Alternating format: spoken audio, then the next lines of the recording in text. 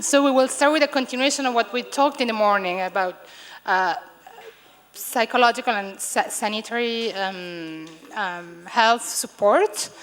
And then we will continue the session with integration in the labor market, which is okay. We're from university, we're focusing on university, but we also have to think about what's happening next, right? So I will introduce you to Giulia Civitelli.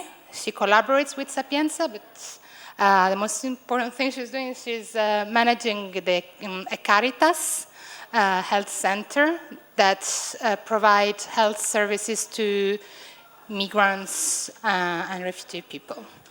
Okay, thank you, Giulia. Thank you, Dr. Di Stefano, for the invitation, and I thank also Dr. Cassani and Dr. Gaglione. My name is Giulia Civitelli. I'm a medical doctor, and actually I'm the medical director of the Caritas Free Clinic here in Rome for undocumented migrants and people in need. First of all, I would like to apologize for my English. I'm not so used to make presentation in English, but I prefer to speak without reading. I think it's easy for you to follow me without reading. Even if I will do lots of mistakes, I think you can apologize me. I would like to tell you some experiences that we have led here in this university in the field of health professionals education.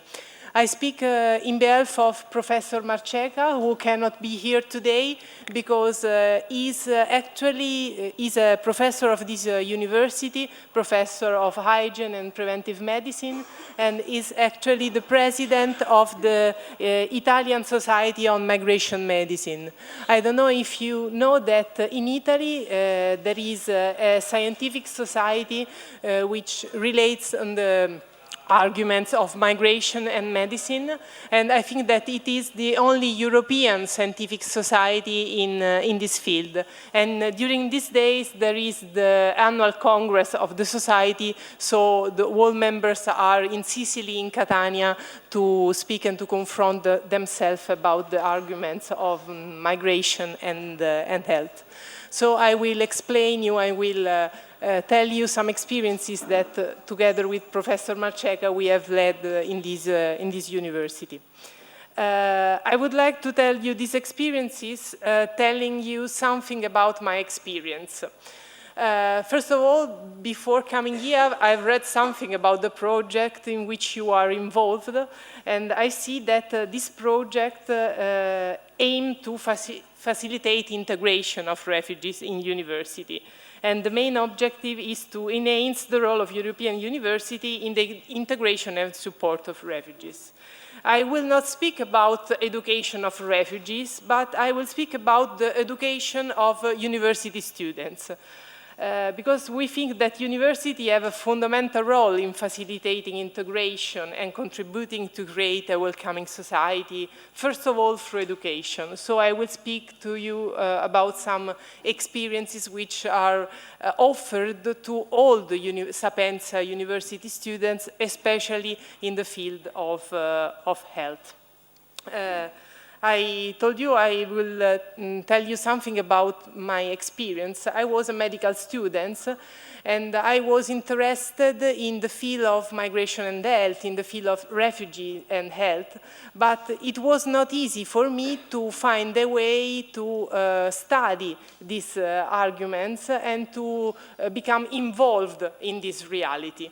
I was looking for some professor, but there were, 10 years ago, no professor which were involved in the medical faculty with this team, and so I was looking for this. Then I've met the Global Health Courses and Global Health Education and the Italian Network of Global Health Education. It was the 2008, the years 2008, and I've joined an elective course in global health and equity in health, and one of the arguments was migration and health and refugee and health. These courses are active in the whole territory of Italy and especially in Sapienza University, thanks to the action of the Italian Network for Global Health Education.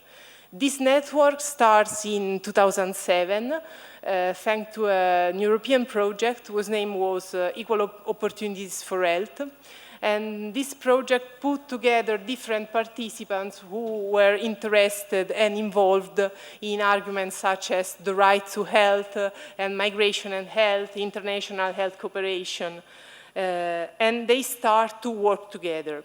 In 2009, there was an international conference in Padova, and one of the 4 working groups of this international conference was related with the arguments of teaching global health. From these working groups, in 2010, the Italian Network for Global Health Education starts here in Italy.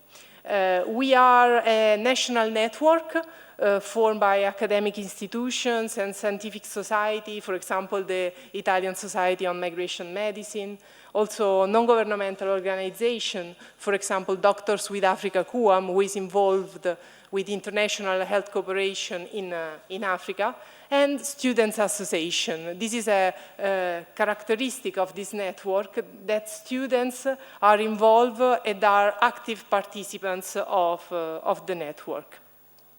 What we did in these years, we gave a definition of global health, and we elaborate a common syllabus for courses in global health. We make also some survey in Italy to see if in different towns in Italy there were some courses related with these arguments, and we have also published some articles.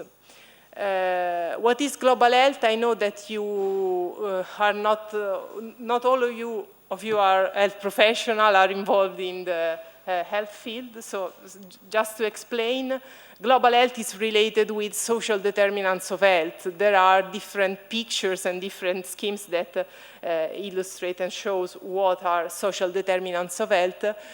Global health consider all the different social, economical, political factors which influence the health of the people.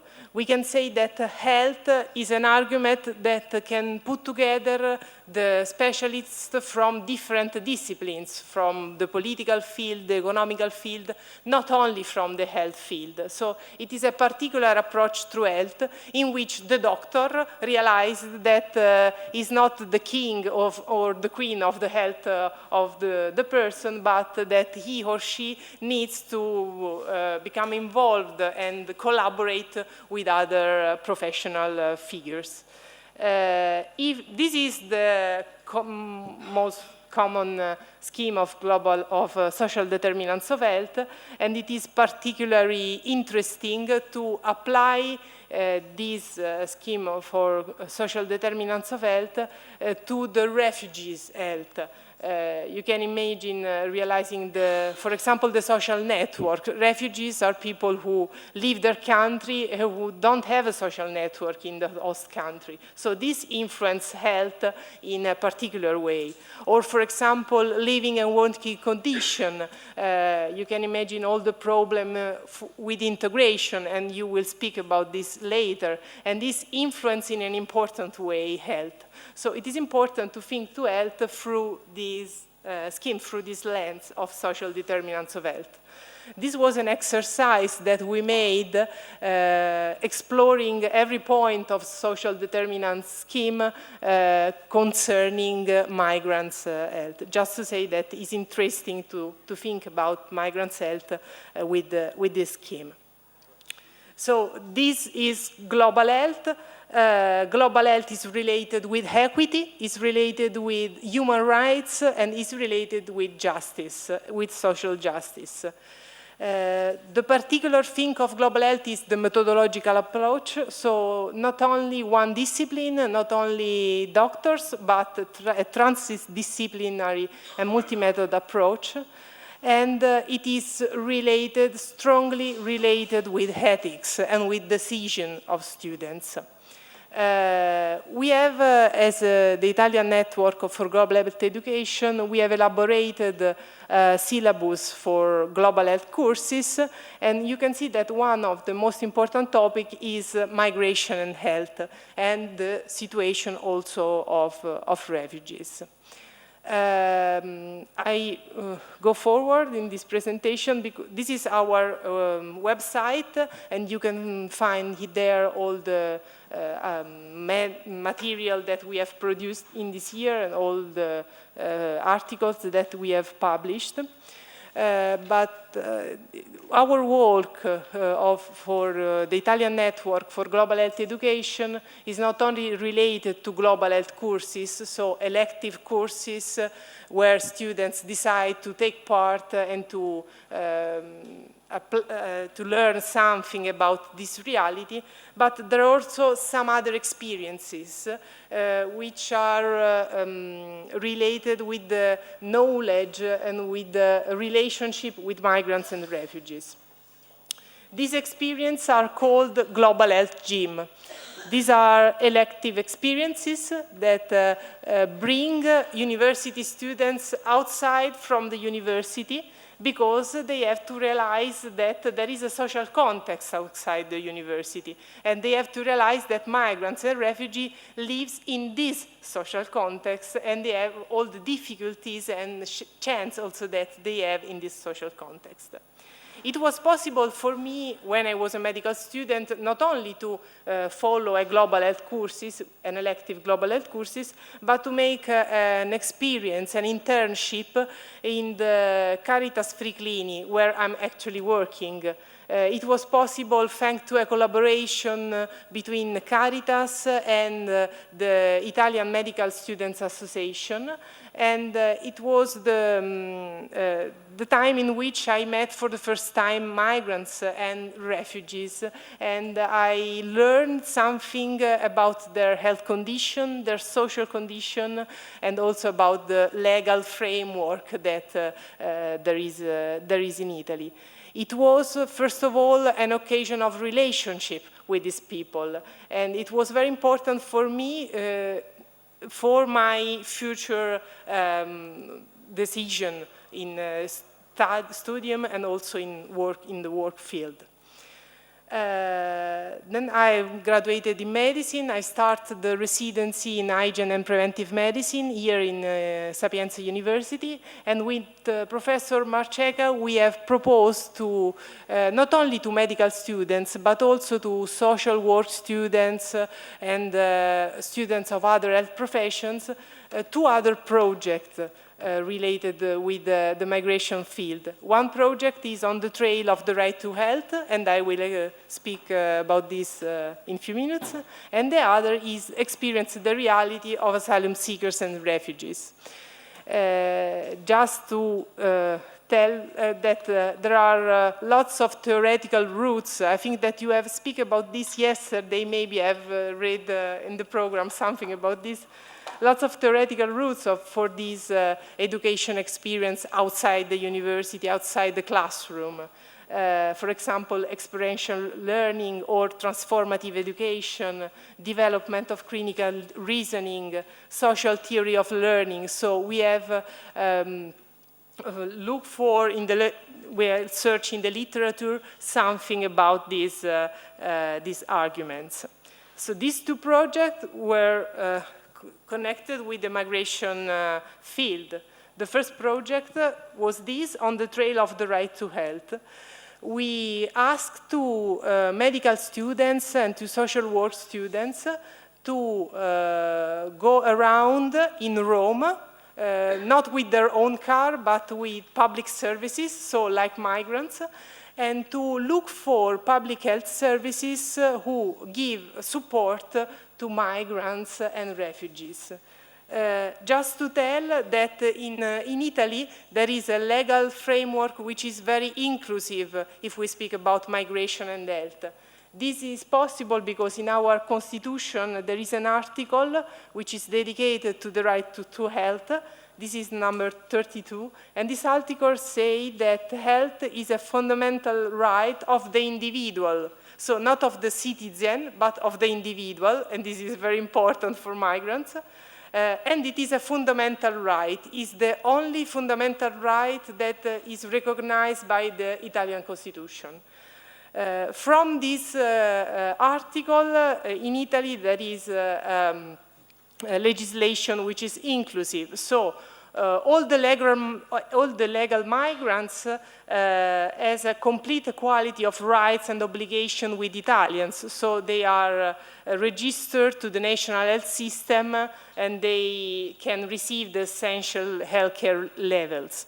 But what is important is that also undocumented migrants in Italy can receive health care, and not only in emergency, but also all the care that they need. This is possible thanks to a particular code whose name is STP, and this is a characteristic of Italy. I think that the legislation on migration and health in Italy is one of the most elaborated in Europe and most that can allow the access of migrants to the National Health Service.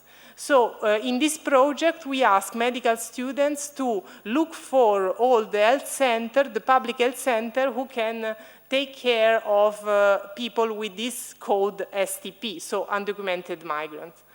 We have some results of this project. The first was the health services availability map. So, and these are all the health centers that give their support to migrants in Rome.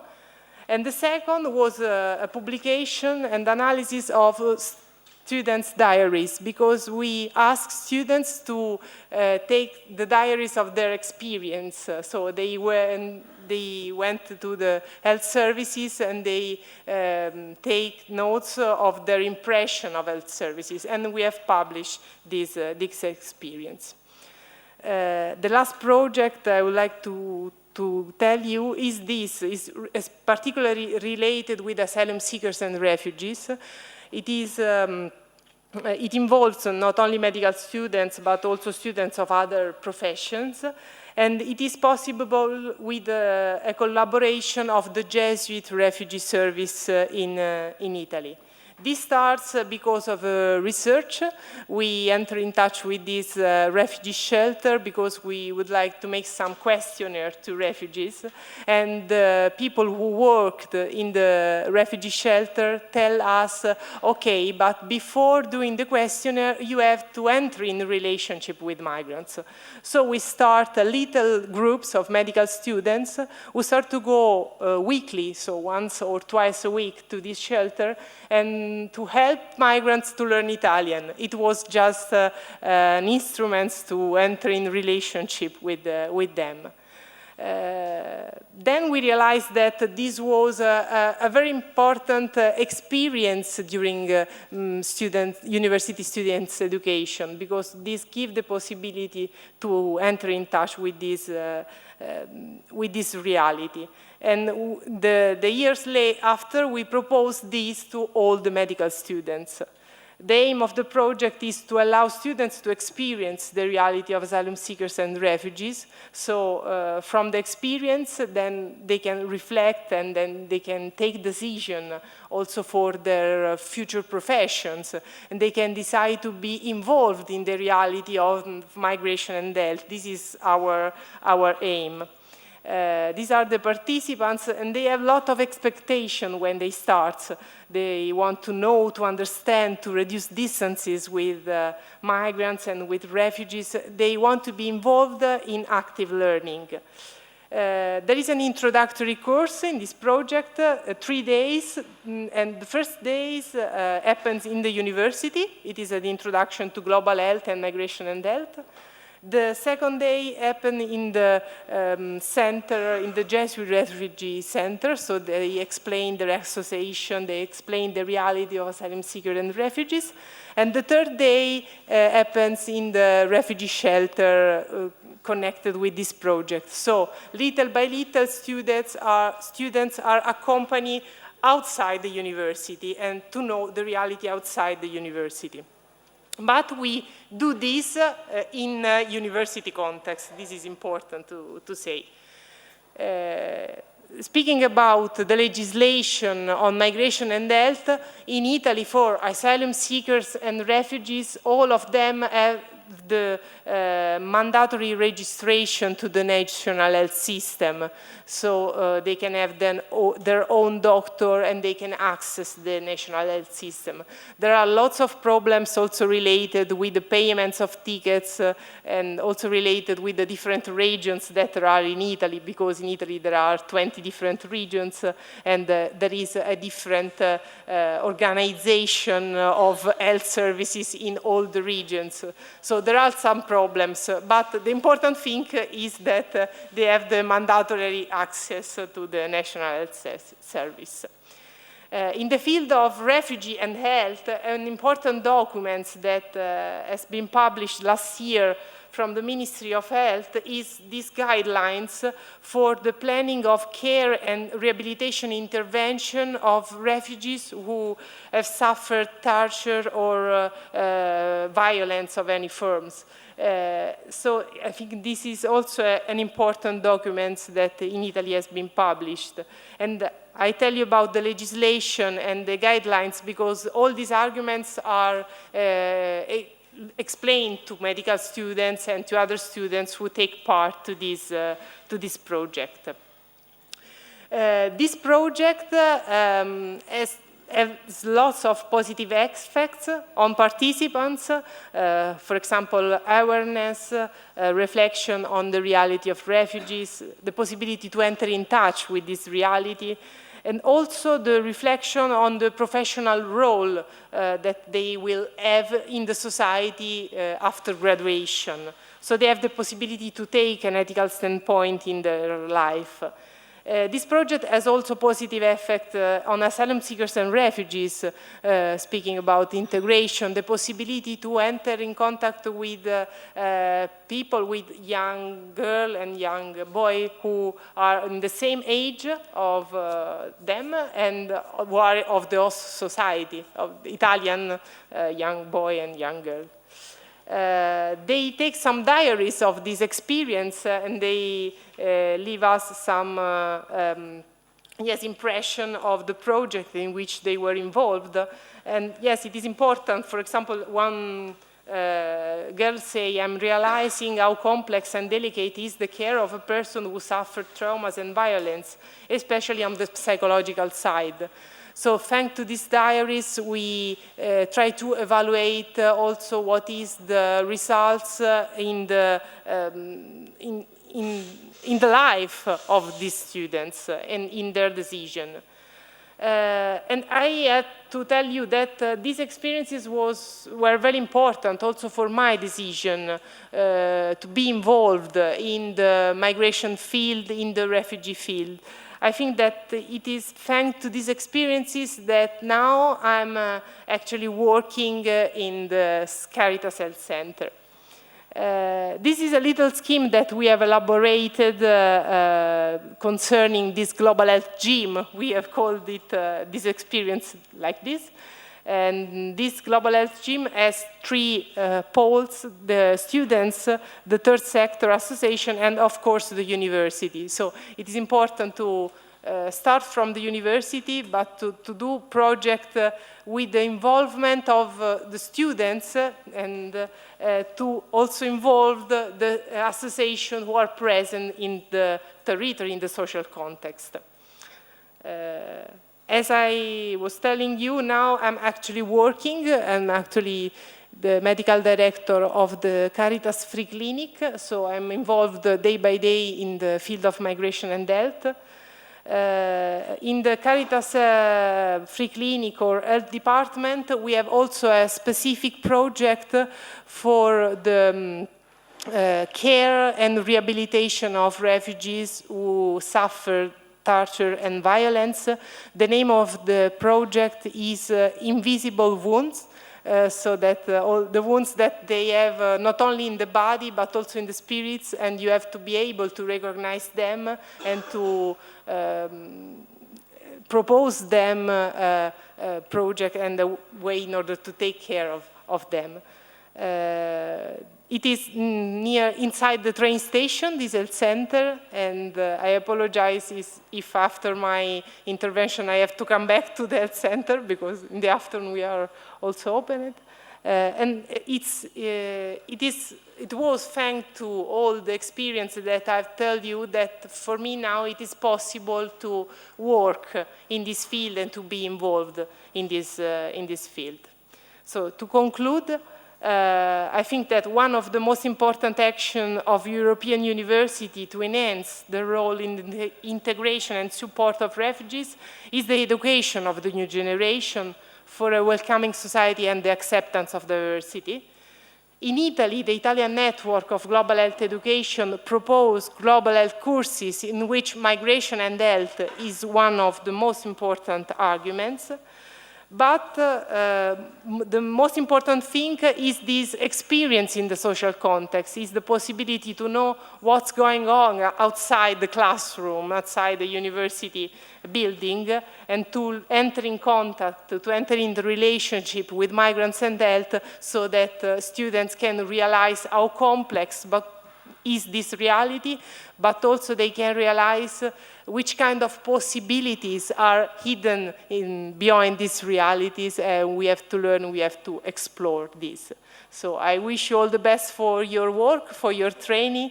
I thank you once again, Dr. Di Stefano, for the invitation, and if you want to know more about this, you can take our mails or make some questions, and I'm available to answer. Thank you.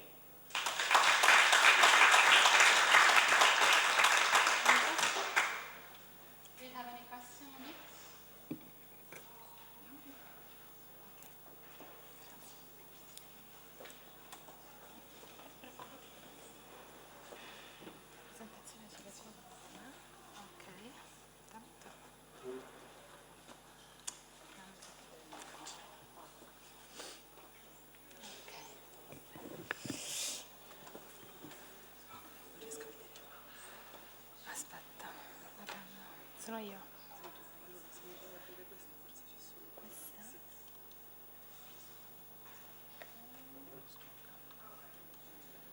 Okay. And now we move on with Valentina Fabbri, which is from Programma Integra, which is they're working closely with migrants, especially refugees. They have, well, Valentina will tell us better, so we'll give the floor to her. And again, another logistic information. Now we'll pass with you the certificate, so you can pick your. Okay. Okay. Hello to everybody. I just resolved one technical problem. Yes.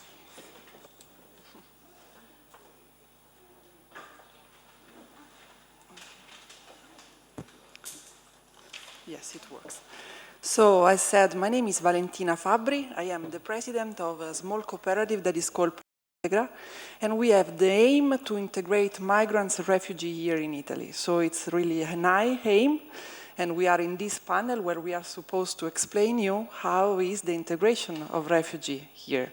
I know that you are more interested in the integration of refugee in university, but for us it's like a dream because we have so small result on it, and we work with really easy question, easy clues in order to help them to be integrated and included in the society.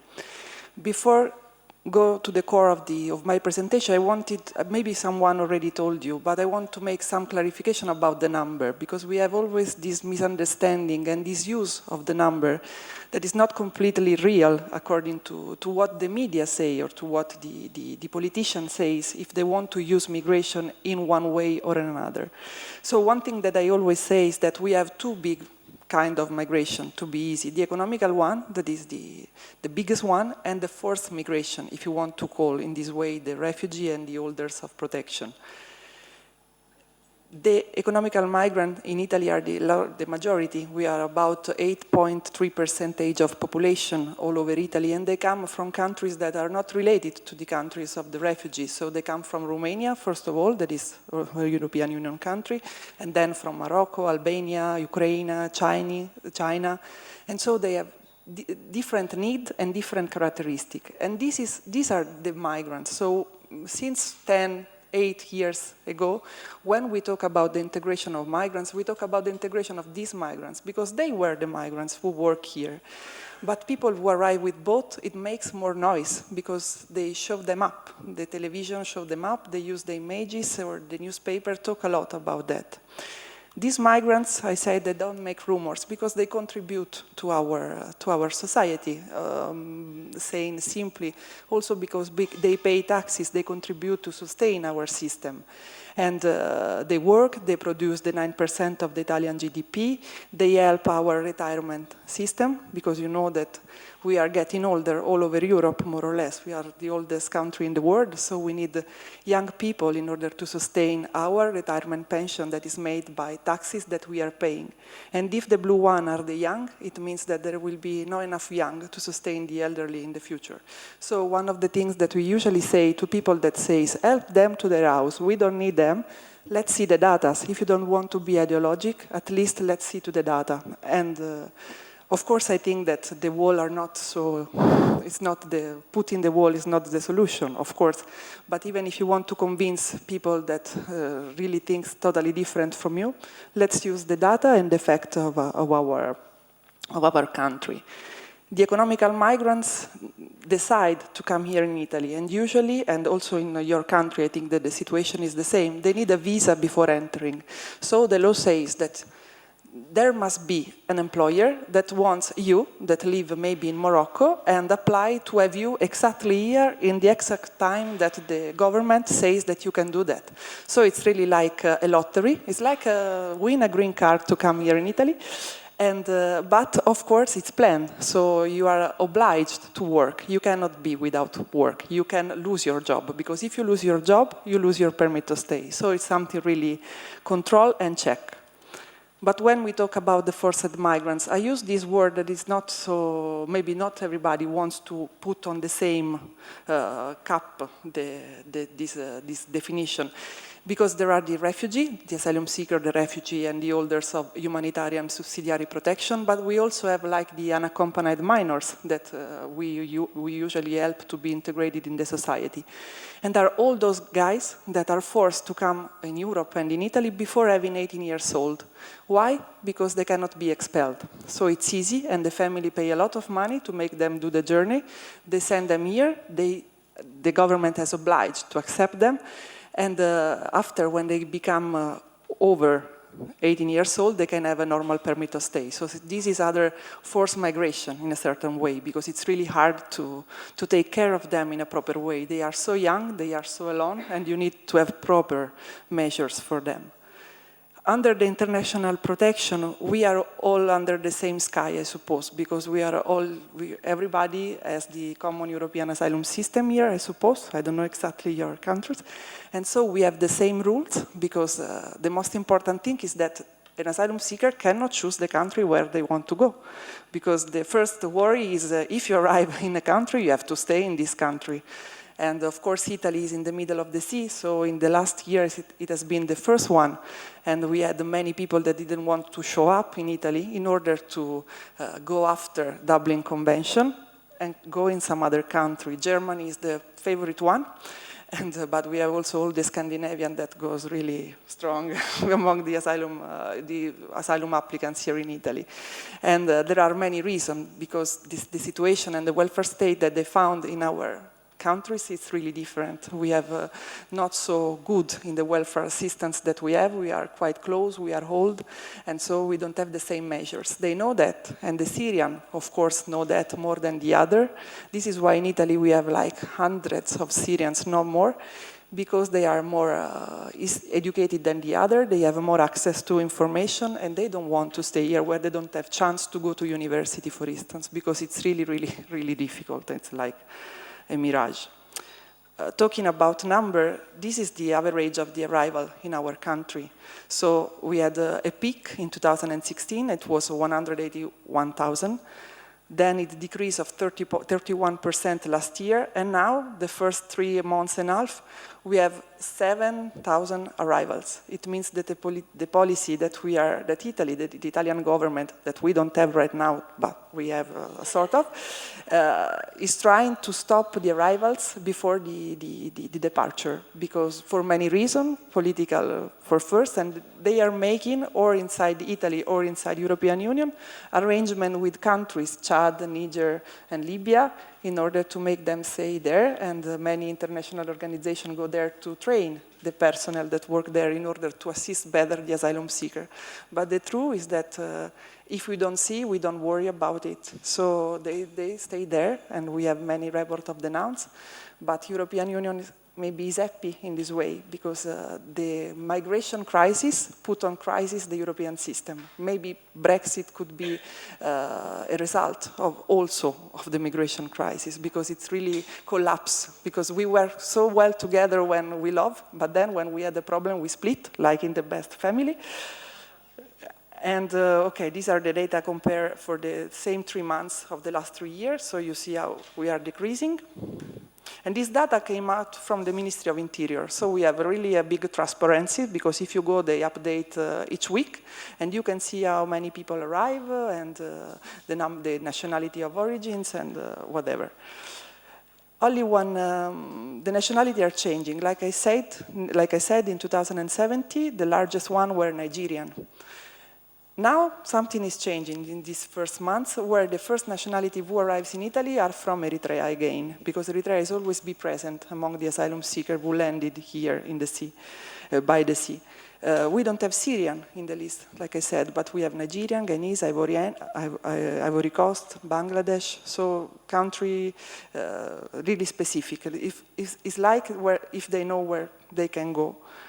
And maybe one of the reasons is this one. This is a list that I do by myself, taking the data year after year, where I put the number of people arrived, the number of asylum application, the number of application examined, the country, and the result. Because usually you can hear in Italy on television only the 5% is a real refugee, because we have this real refugee, because otherwise you're not so, you're a bad person if you're not. It's not true. It's true that the refugee are the lowest percentage of recognition, but we can say that around the 30% receive a kind of protection that can be refugee, subsidiary, or the humanitarian one. The humanitarian protection is something totally Italian. Some other countries has, like Belgium, has a kind of humanitarian protection that is given to people in need, in vulnerable people. So we have the 60% denial, the 40% of acceptance of the asylum application. This came also from the origin of the asylum seeker, maybe, because from Nigeria, the truth of their application can be argued according to the reason. You know, when you arrive and you apply as asylum seeker, you are called to tell your story of life in front of a commission, and they must trust you, also with evidences by the local newspaper or something. And if they don't trust you, if I understand that you are saying something that is not correct, they give you a denial. This is how it works. It must be a well-founded fear, and well-founded means everything. Well-founded, okay, something that you can prove subjectively, objectively, something in the middle. When they arrive, where do they go?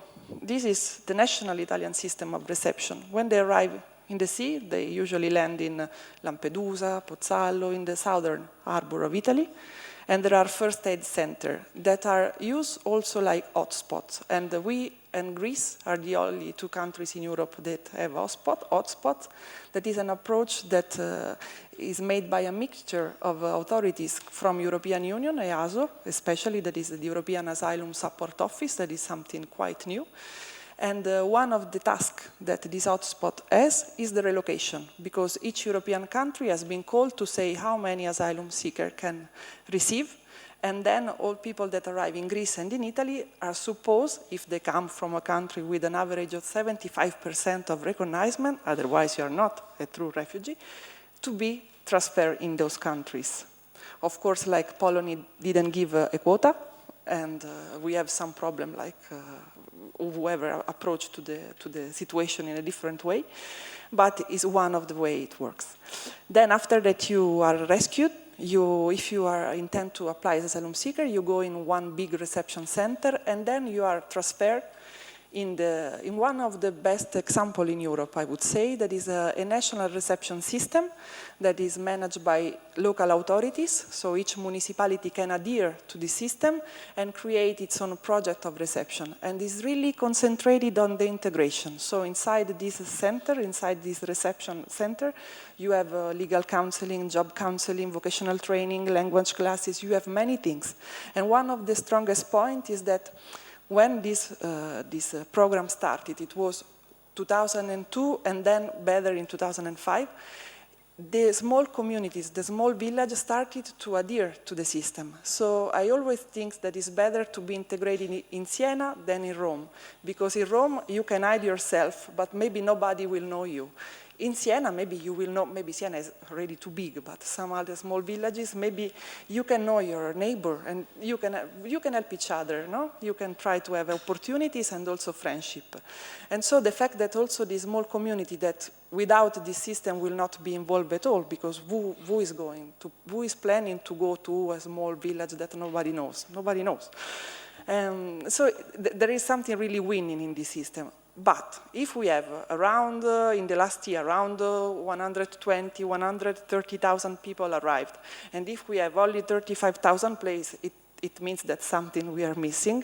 And so the government say, let's do some extraordinary reception center when we need, directly by Ministry of Interior. And now they are the majority. So the last government that we had this plan of changing the balance, so more in the SPRAR, less in the extraordinary reception center. But we are still far away of having this balance, but we will see how it will go, politically speaking, and also by the number of people that is supposed to arrive in Italy, and what will happen in the future, if this government will want to invest in the system, or maybe not, we don't know. We are really looking on that. This is the same map that Julia used before. This is Rome. Only to say that in Rome we have 190,000, just 1,090, this number of SPRAR places, and more than 2,000 CAS places. So more or less we have 4,000 of places for asylum seeker and refugee, where people are transferred from other first reception center, or they arrive in Rome from very reason. We have also a quota of people that arrive by plane with false document, and this is how it works. All the SPRAR places are managed by the Rome municipality, that is a big own project, and they coordinate all the reception system. So this is how it works, but you already know, only to say that when you arrive to a decision, here you have to put that. So you are in a SPRAR system or in an extraordinary reception center, and then you are called to be trained and learn Italian and find a job, rent a house, build your own relationship and go in autonomy on the territory. That it's something really hard. It's hard for us when we finish our school, because usually we have family for 2, 3, 4 years before find our own way. They don't know anybody, and so it's really hard. And we don't have a free housing system, a really good market, job market, flexible and transparent, so it's really complicated. So the word of integration is what we always use, especially in the past 2 years, European Union use, Italian authority use, and only to exercise my mind, because our name is Programma Integra, so I have to exercise my mind. I always look for the meaning of integration, and I give the meaning of UNHCR, that maybe has the same, and then she will. That says that the integration of refugees is a dynamic, multifaceted, two-way process which requires efforts by all parties concerned, preparedness and readiness from the refugee and from the host communities. It's complex and gradual, and it also includes a legal, economic, social, and cultural dimension. So it means everything. So I look after other definition that it more or less is the same. There is one of the European Union that talk about flexibility, goodwill, and generosity.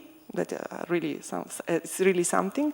So it's something that is multi-dimension and it's a long term. So you can do, you can build Rome in a day. You have to work on it, and it includes many things. Multi-dimension because you have this practical dimension that is the employment, the housing, the education, and the health, and then you have to build your own social capital until to arrive to rights and citizenship. I will focus on the first part of the pyramid, that is the base on which we can build on. This is where I like to put the job of my organization, that is promote the integration of migrant and refugee to contribute to the wellness of the society, in the sense that the social inclusion of migrants is the only way of improving the condition of living inside each communities for all. Like Julia also said before, maybe investing also on the new generation will leave the immigration like something normal. My daughter will not be surprised of having people from all around the world in their classroom, while I was, because when I was young, I'm not so old, but it passes a bit of time, I didn't have so many foreign people, I didn't have it all. So the situation is changing, and I hope that also the Italian society will change.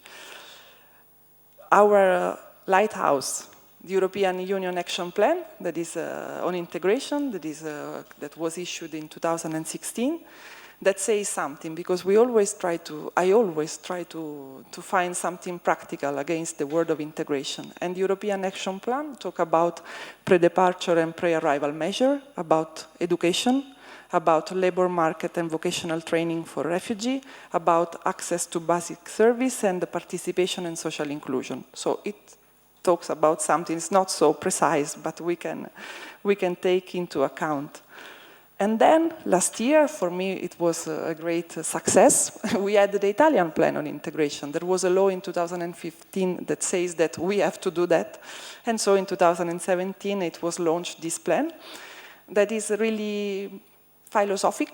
It's really romantic. It's not so practical, but what they say, it's integration is a complex compact. With this word complex, they wash their hands. It's complex, so don't bother me. That starts from the first reception and aims at achieving personal autonomy. It requires information and sensibilization of the population, and specific attention should be paid to the people with the greatest vulnerability. Some other principle that you have to start with the integration measure since the reception phase. If you leave people alone inside the reception center for months, you will lose them in a certain way. They will find someone else that will help them to do something. So you have to strengthen also in the first part. Social inclusion, they say, the plan says, includes many things. Interreligious dialogue, linguistic education, access to education and qualification. And qualification is one of the hardest things to do here. The first reason is that refugee does not have the diploma when they travel to come in Europe. And the second is that it's really difficult to contact the local authority, and so you pass through the Ministry of Foreign Affairs of Italy, but it's not so easy. And we don't have a really full plan of recognition of competencies, that we don't have at all. So it's really hard to valorize, to stress the competencies and the qualification of people in arriving in Italy. We also have to prevent discrimination, facilitate the participation and active citizenship, institutional awareness raising, implementation and monitoring of intervention. This is what the integration plan says. And they say also that they are going to implement this plan and to check if we are going further. How we do? So how we can provide our services? We make many things, some things in our organization. We make social inclusion measures, training for people who works with refugees, good practice exchanges project like this where you are involved. We participate to some Erasmus Plus in order to change experience and practice with other European Union countries, European countries in general, and also we make some activities to support the public administration in order to create their own project for the integration of refugees. We do these activities responding, if you want, to follow the speech, the characteristic that the integration requires, a multi-dimensional characteristic, the involvement and the readiness of the community, raising awareness among the people who lives and who works with refugees. I will only speak about social inclusion with you. This is where we are. We make social inclusion with many services. Of course, we are a civil society organization and we work with under services or under call for proposal funded by Ministry of Interior, local authorities or European Union. So we try to apply to call for proposal responding to our mission, and we try to adapt what we win to follow our mission, so it's something really tricky. We do legal service, Italian classing, housing counseling, job orientation research, training and social support. These are the main areas. And where do we do that?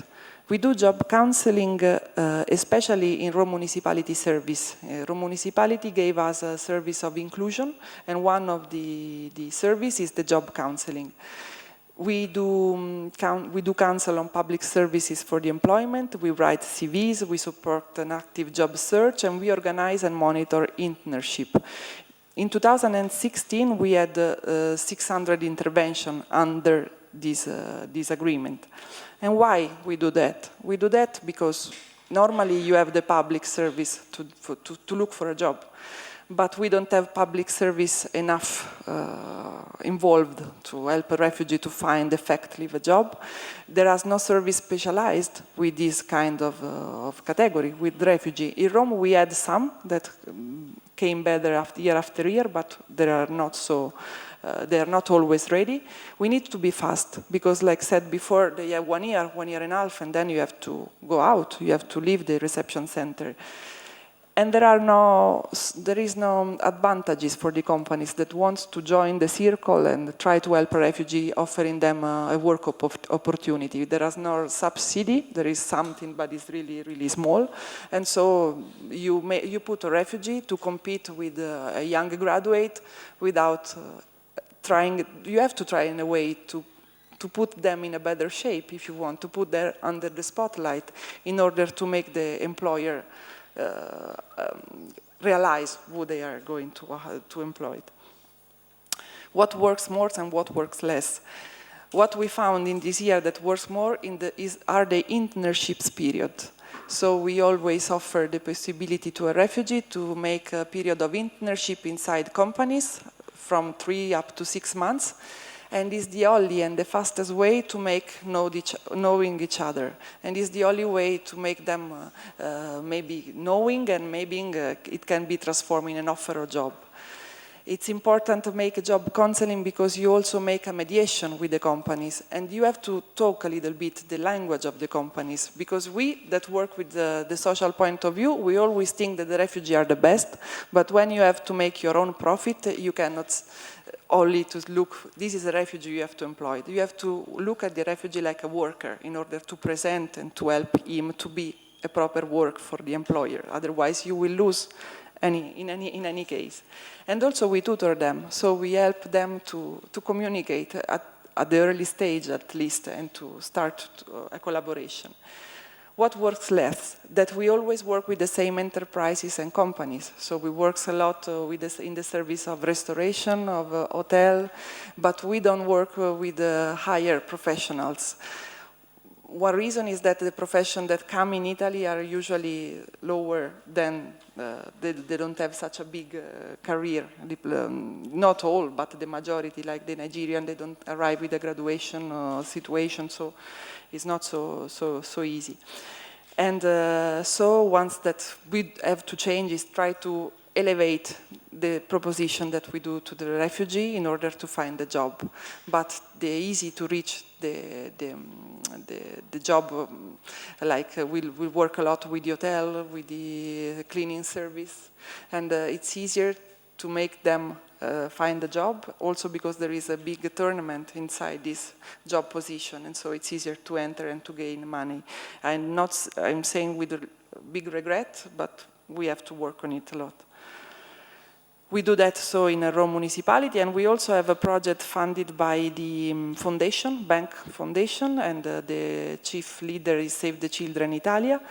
That is the same approach, but for foreign accompanied minors. So we help these other kind of forced migrants, if you want.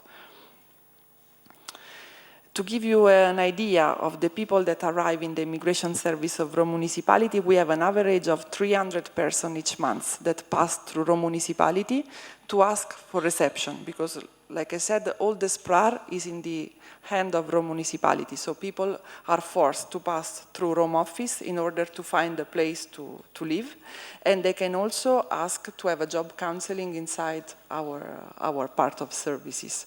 So we had 10,000 intervention in 2017 for an average of 300 persons each month. We do also legal service, especially for asylum seeker. In fact, the majority of people that beneficiate of these activities are asylum applicants. And we have another service that is called social mediation in the field of housing, and it's really interesting. Because some years ago, we realized a project under European funds that help the migrants to find an house, fighting the discrimination that you can meet when you phone and say, I want to rent an apartment. If you are foreign, I don't rent an apartment for you. So starting from that experience, we realized an office. This office gives advices and try to help the migrants to find a good apartment for them according to the money they earn and to the need they have. Because if you have 6 children, maybe you cannot live in Rome because you cannot afford the rent, but you can live just outside Rome and you can find better a way to stay. And we do training and language activities, and according to project and services that we currently run. Only one example of housing that some years ago we tried to make a generational encounter for housing, in the sense that we know that Italy is getting older, and we thought, why don't we try to put the need of not to be alone with the need to have an house, we make them know and try to live together. It was a small project, we have an indicator of 5, and we reach only 3. And before starting the co-housing of the elderly and the young migrants, we made some activities all together, like watching movie, going around Rome, making intercultural meals in order to know each other. It worked not like we wanted, because after the period that we pay a little amount of money to the elderly people, they decided to finish the co-housing. But it can be a way, because working with different needs, putting them together, maybe can be a resource for everybody. It's something that we have to rethink about that. This is a picture, really significant. We also have intercultural mediation activities, but I will skip, because...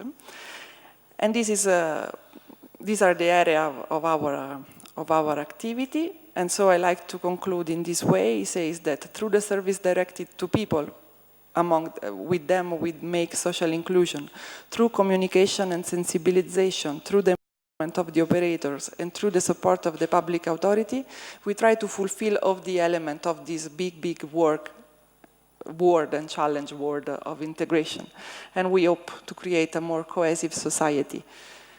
And this is it. I stop here. Thank you for your attention, and having good days.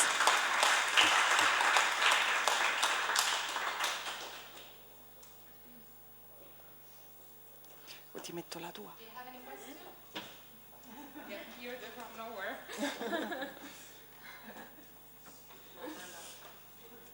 No, everything's clear? Okay, so I pass the floor to Valentina from UNHCR for the project's welcome, that she will explain what it's about. Thank you. Thank you for the invitation, and good afternoon to everybody. Come si fa qua? Presentazione. Ok.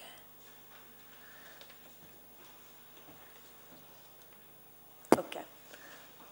My speech will be shorter than it was scheduled, because my colleagues Valentina and Giulia talk a lot about integration, and I'm working with UNHCR, and we are conducting a project on integration in Italy, and with the focus of refugees and asylum seekers, because we are UNHCR, the Agency for Refugees.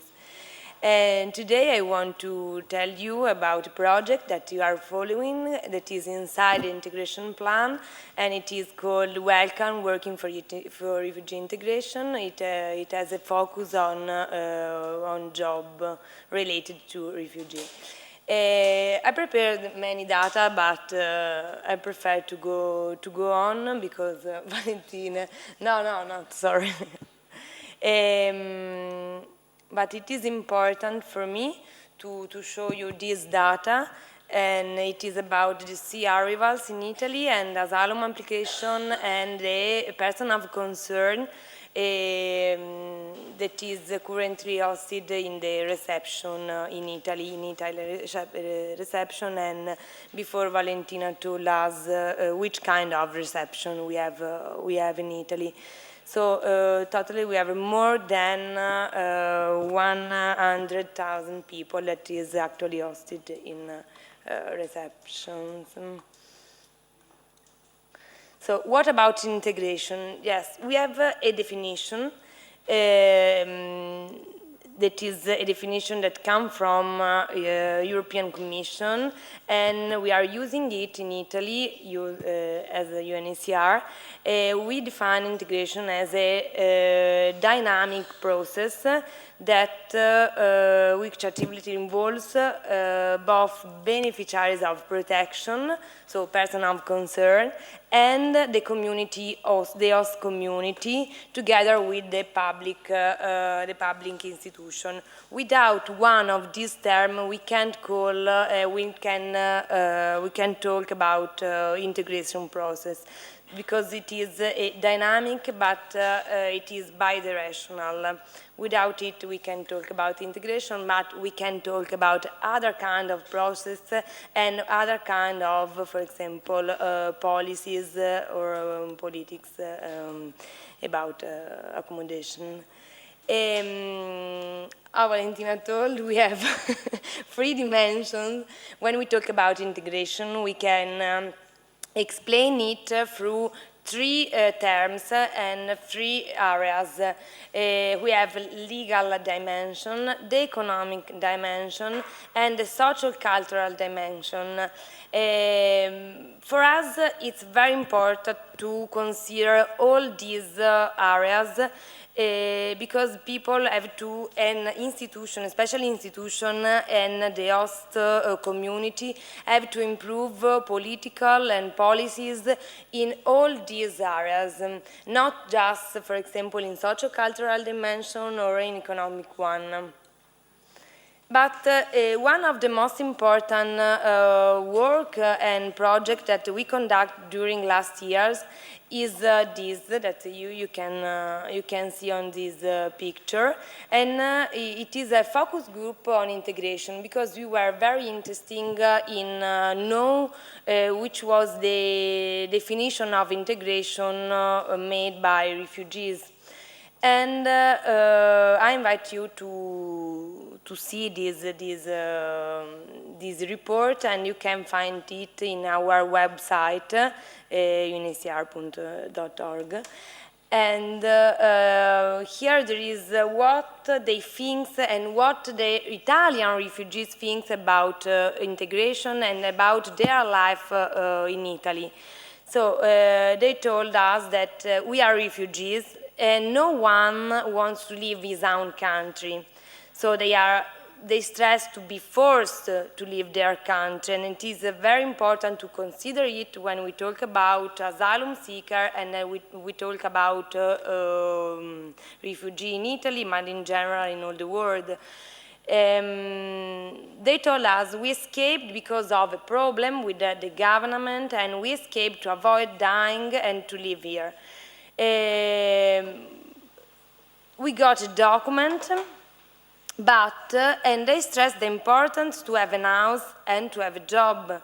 Without it, they told, it's impossible to stay in Italy. It's very hard to stay in Italy. In fact, for example, in Rome, there are a lot of people that came out from accommodation period and or reception center, and they start to live in occupied building or, for example, in informal settlements. In Rome, we have now, at the present, we have 3 big occupied buildings where more than 1,000 refugees are living all together. They come from, especially from Eritrea, from Somalia, but they are living all together because they have or they had not possibility to have access to the job system and the house system, Italian house system. It is very, very hard for them without a support, I'm sure. And in fact, for example,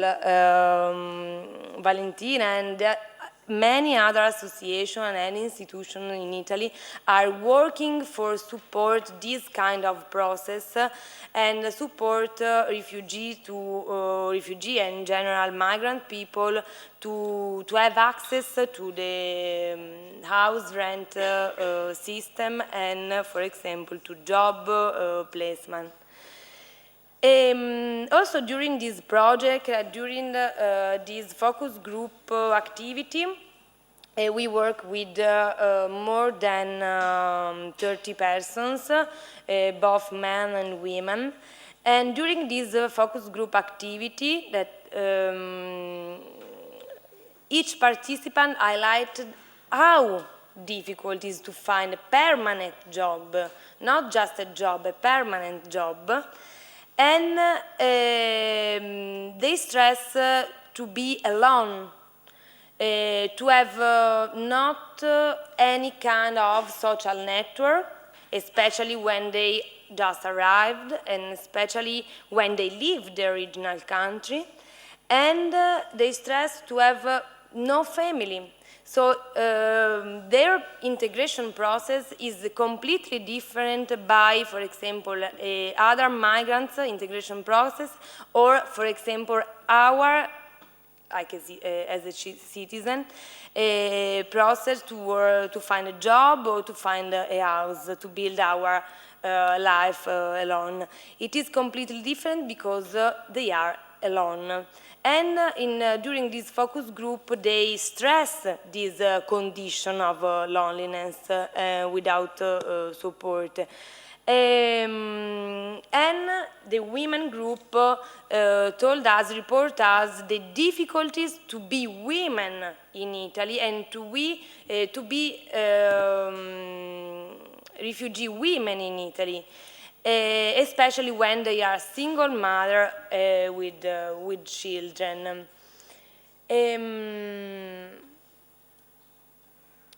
This report and this activity help us to build and to collaborate with institutions, especially with the Minister of Interior, and to create a plan for integration dedicated with a focus on asylum seeker and on refugee inclusion.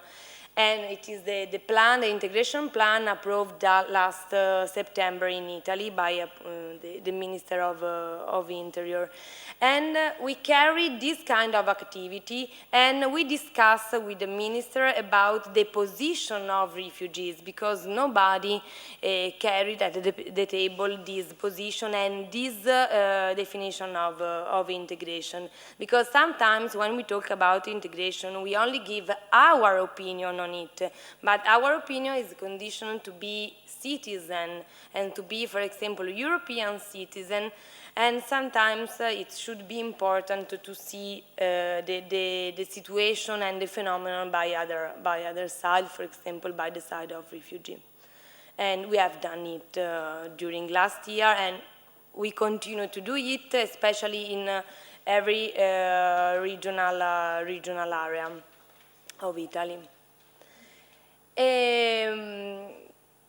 By that activity, we want to concentrate our work in a job system for refugees. And we start to do a map as a sort of mapping tool, a mapping activity, to find out which was the situation in Italy about the job placement and job employment for refugees. And we start this project that is called Welcome Working for Refugee Integration, and it is an initiative realized together with the Minister of Interior and of Labor. And we were very surprised because we found a lot of societies and private citizens that was working for refugee integration in a concrete way. In fact, we decided to give them a logo that is this, that you can see in this picture, and it is welcome logo. We started this activity 2 years ago, and we conducted during the 2017. It was a sort of a campaign, and it consists in a wording of a recognition to companies that must distinguish themselves in promoting the labor placement of refugees and in supporting their integration process in Italy. We adopted an online form that you can find in our website, and it was for application. So societies that included in their staff, in their team, refugees or asylum seekers, could apply for have this logo, Welcome for Refugee Integration, and they have the possibility to describe their own experience. It has been a very interesting exercise because the applications arrive from all the Italian regions and from all kinds of societies, the smaller and the biggest one. For example, we received a lot of applications from Barilla, from Gucci, from a lot of very important Italian companies and societies. Here we explain how we select the companies because, for example, during the last year, 2017, more than 67 societies applied for the logo Welcome, but we have to select among them, and we gave just 50 logo. Yes, 52. Yes, I'm sorry, 52.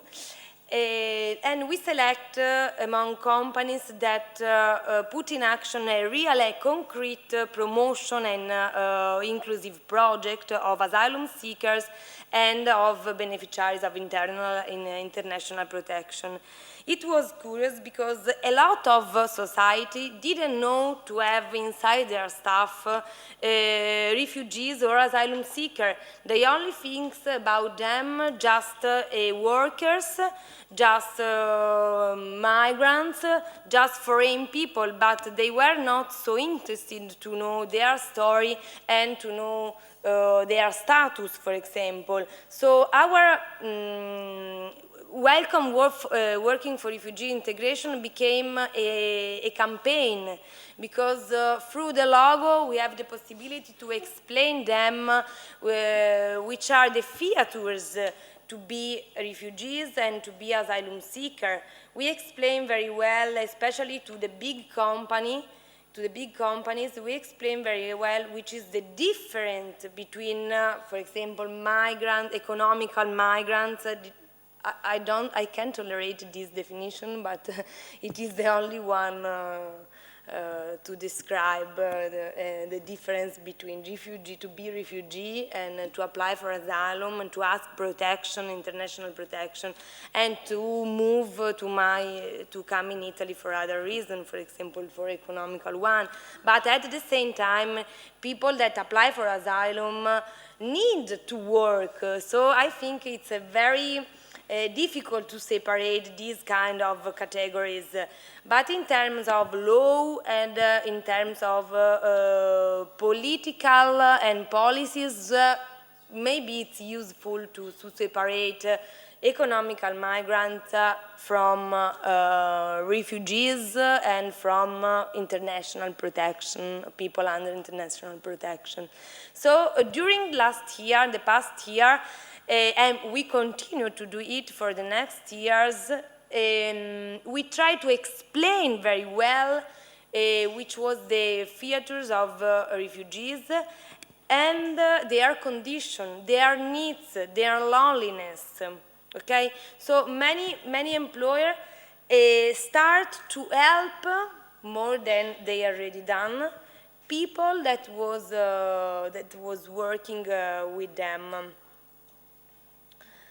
Here I prepared a picture where you can find the characteristics of the companies which applied during the 2017 and which kind of activity they carry out during that year. For example, 33 of them put in action a very effective and very concrete procedure of job placement.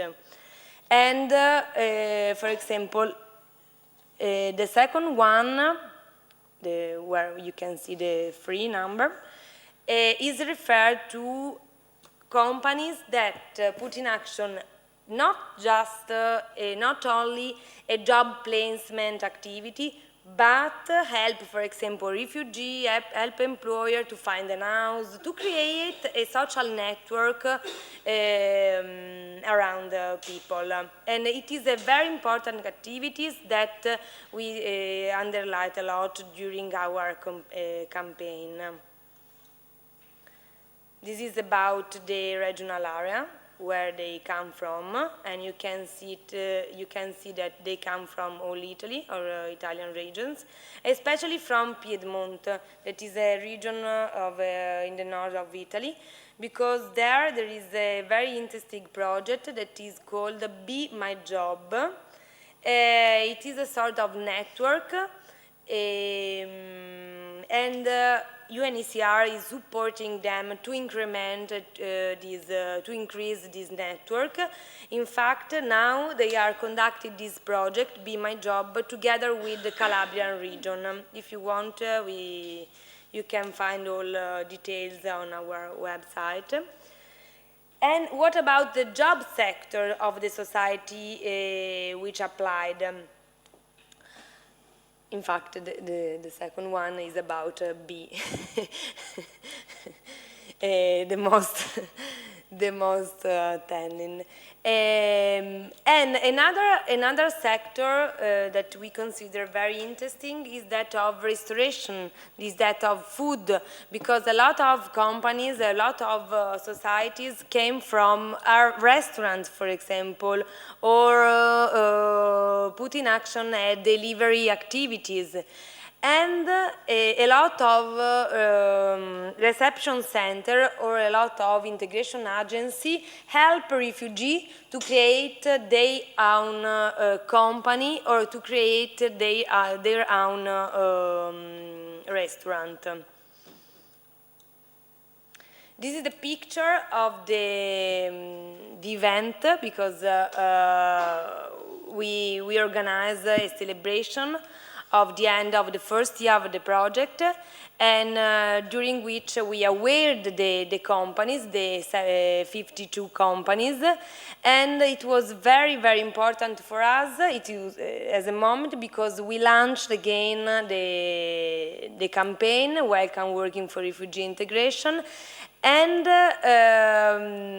a lot of beneficiaries of this kind of project were in attendance and talk about their own experience and talk about their story as person who, when arrived, was completely alone, and through the job experience found a family or found a social network that is very important for them to go on in Italy and to create their self-integration plan.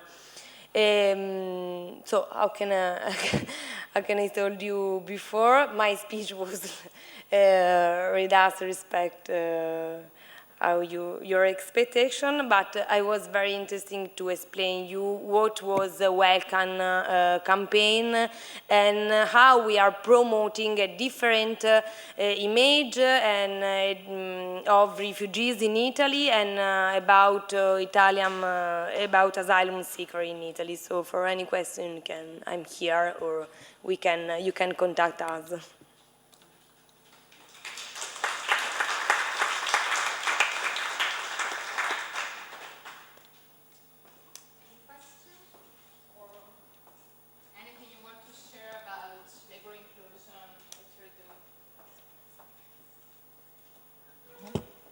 Thank you very much. It was really mind-opening, or how do you say it?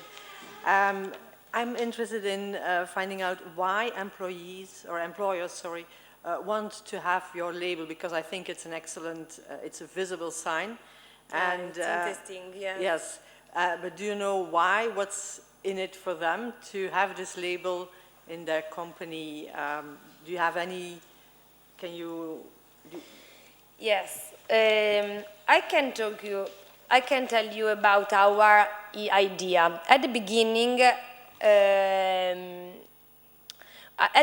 we thought that any little company will apply for the logo, okay? Because it is very difficult for them. For example, for the reason that Valentina told us before, and for the historical moment that Italy is living, okay?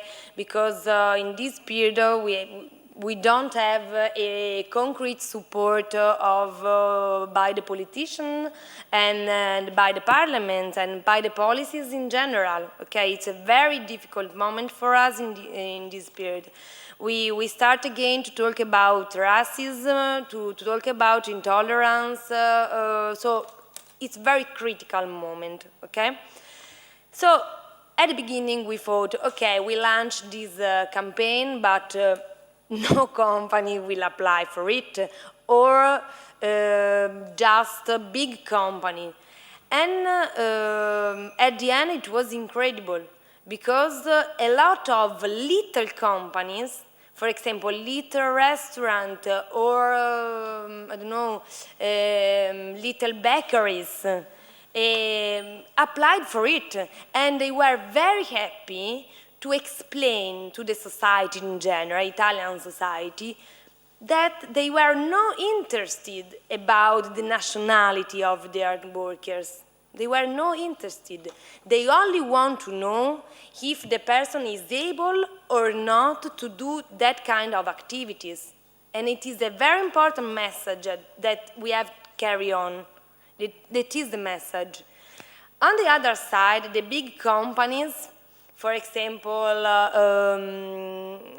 Gucci, Amazon, their mind is the same, okay? Their thought is the same. For us, they are workers. We are not insisting about their nationalities, their status, but they specify that maybe it should be inconvenient to specify that they are working for refugees. Okay, so it is very interesting experience for us, because we saw that the Italian societies in general are more guests, are more hosts than we can imagine, and then the newspaper and the news in general are telling us.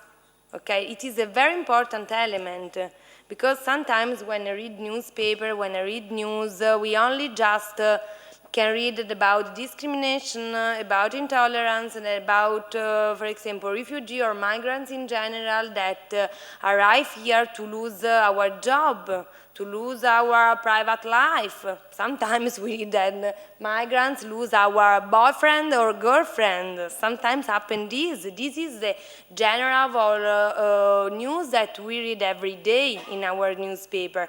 So this kind of campaign, but there are a lot of campaigns like this, okay?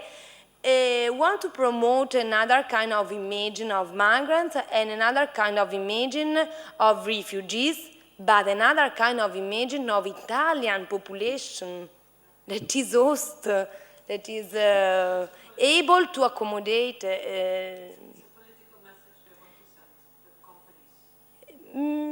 Yes, it should be and should become a political message, but it is the real situation that we find and we found out in all regions, in all Italy. And it is very important. It is a data for us. Yes, it is a data. We guess that it became a sort of political message, but we don't know. It is a data for us. It was a campaign, and at the same time, it has been an experiment and it has been a research, a field research.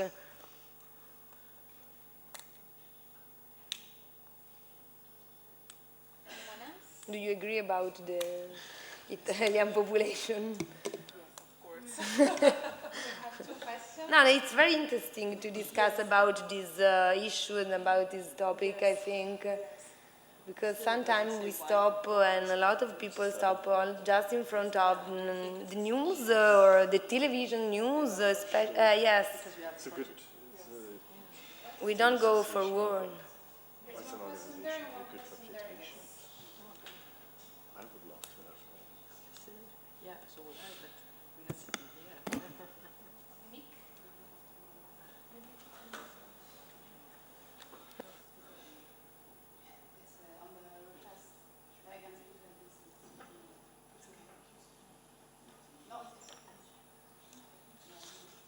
Mine's. Oh yeah. Can you turn it off? Yeah. Hello, and thank you for your presentation. First of all, yeah, I was also interested in this part of how, I don't know how much you can tell me about that, but how UNHCR, which are the internal policies, so to say, to choose then the external companies when we speak about Amazon, for example, which kind of criteria did you apply? Maybe, come si chiama? Touch.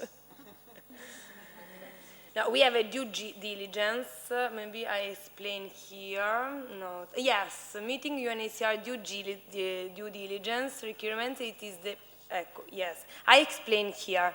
Because when big companies, but the smaller two, all the application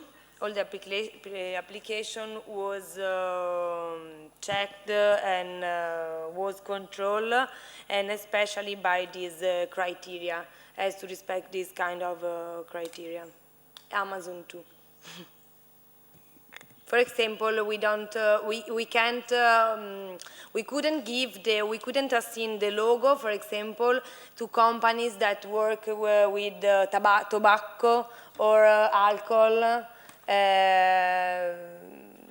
I know that maybe you are perplexed about Amazon, about the job condition and the working condition maybe, because sometimes, yes, it is under discussion. And for us too, yes, we discuss a lot about the possibility to give them not just the logo, because we didn't give them the logo, but we are in contact with them for the job the job implementation, okay, job promoting, and they are taking in their staff in the north of Italy more than refugees. So it's a very important relationship that we have with them by ADECO agency, for example. And for example, to ADECO agency, that is a job agency, we gave the logo, not just for the job that they conduct, but because in their team, they have one refugee.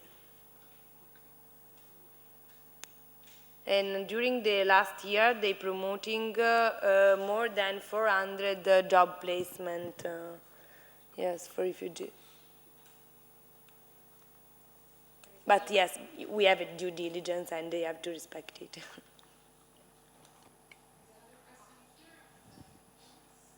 My question was kind of the same, like how are the criteria you choose, but especially do you follow up on income conditions? How do you make sure they do not underpay these refugees? Because it is a risk, like it's easy work. Like they take people in, but they can underpay them also, because they're like not underqualified, but maybe, yeah, they abuse of this power. For us, for example, it is a project that we are conducting with ADECO, that is a job agency. And we are selecting people that is already living in reception.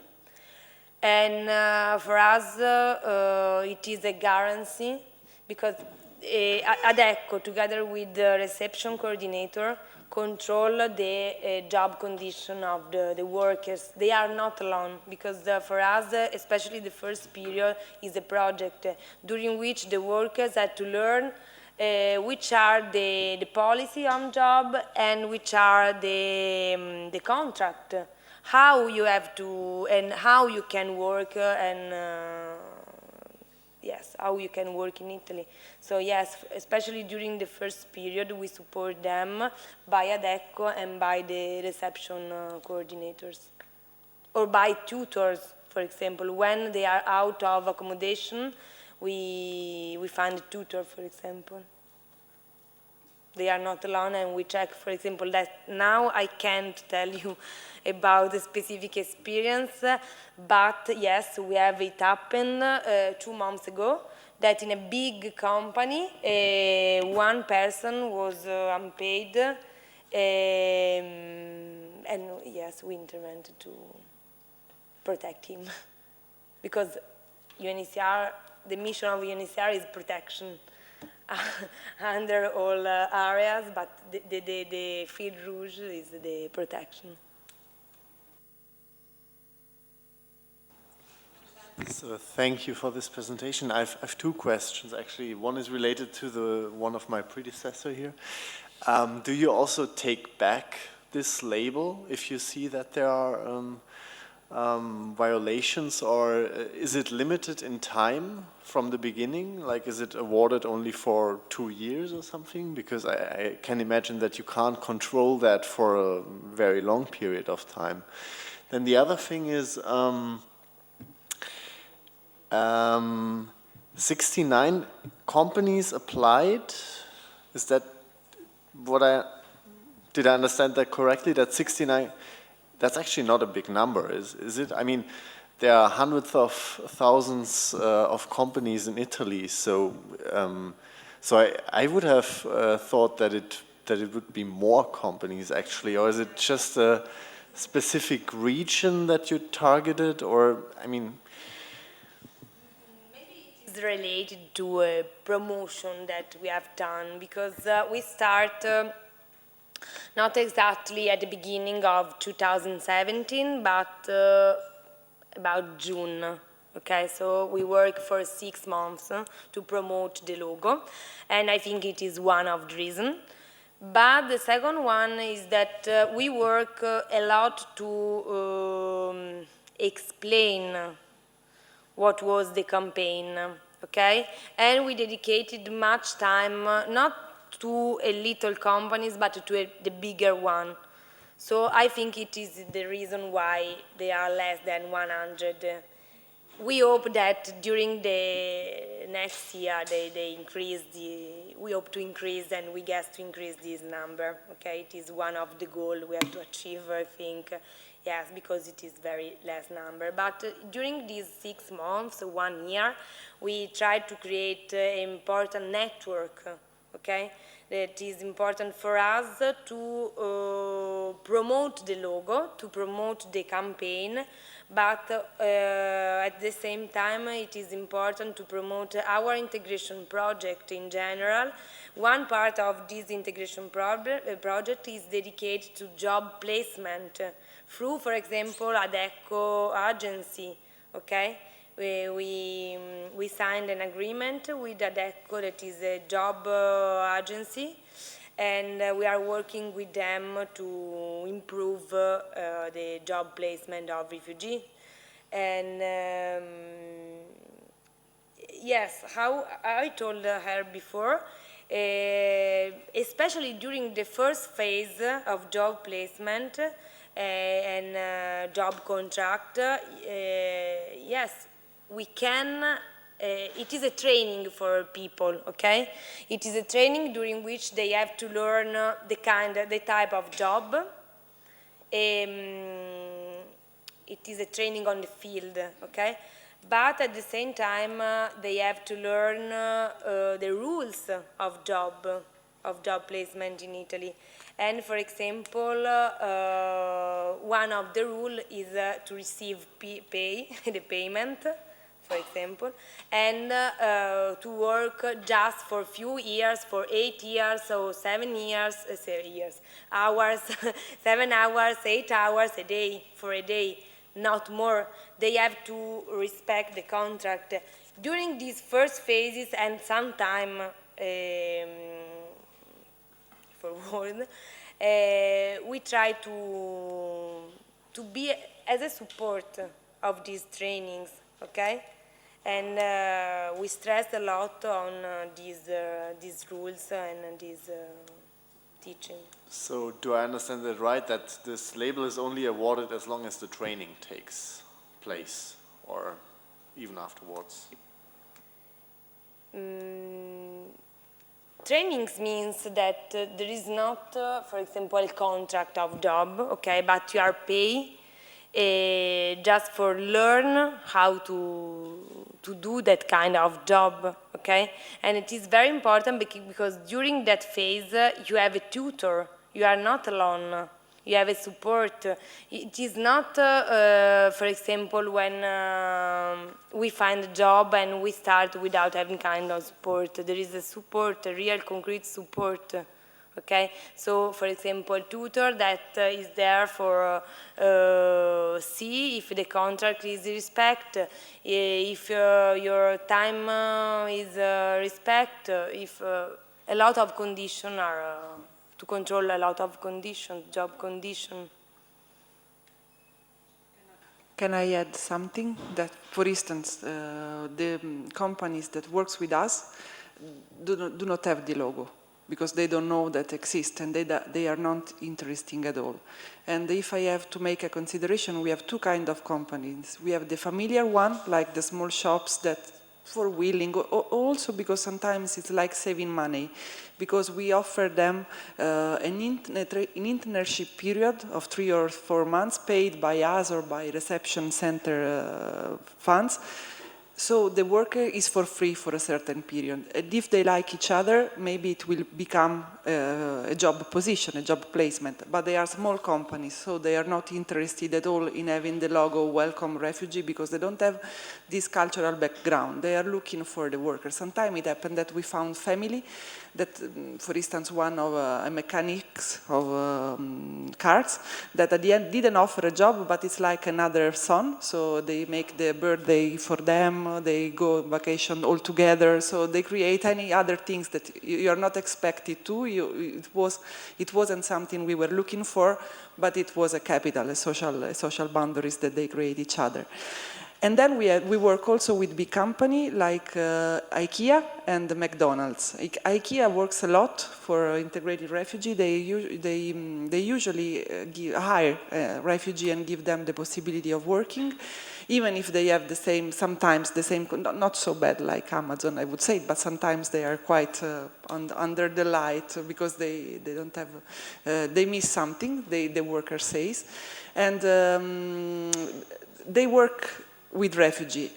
And we work also with McDonald's, but not with the central one, of course, but with the owners of the trademark here in Italy, and they used to offer the job. And they are good opportunities, because in this situation of working, you have to respect a normal contract, so the national standard. So maybe you will not be rich, but will not be underpaid, while in the small one, you can be at the risk of the owner of the shops or the mechanics or the small companies that can decide and make the good weather and the bad weather, no? Make it a little bit less clear.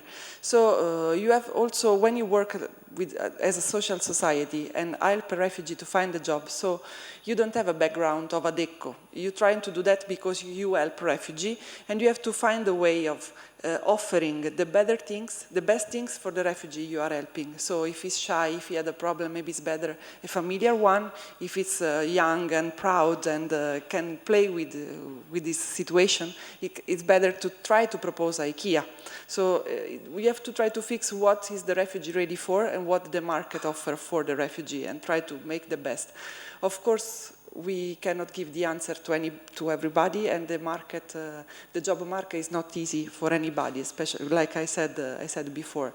The other things that I can say that we talk about a lot about corporate social responsibility. That is something that the big companies do in order to, I don't know, to pay money for the association.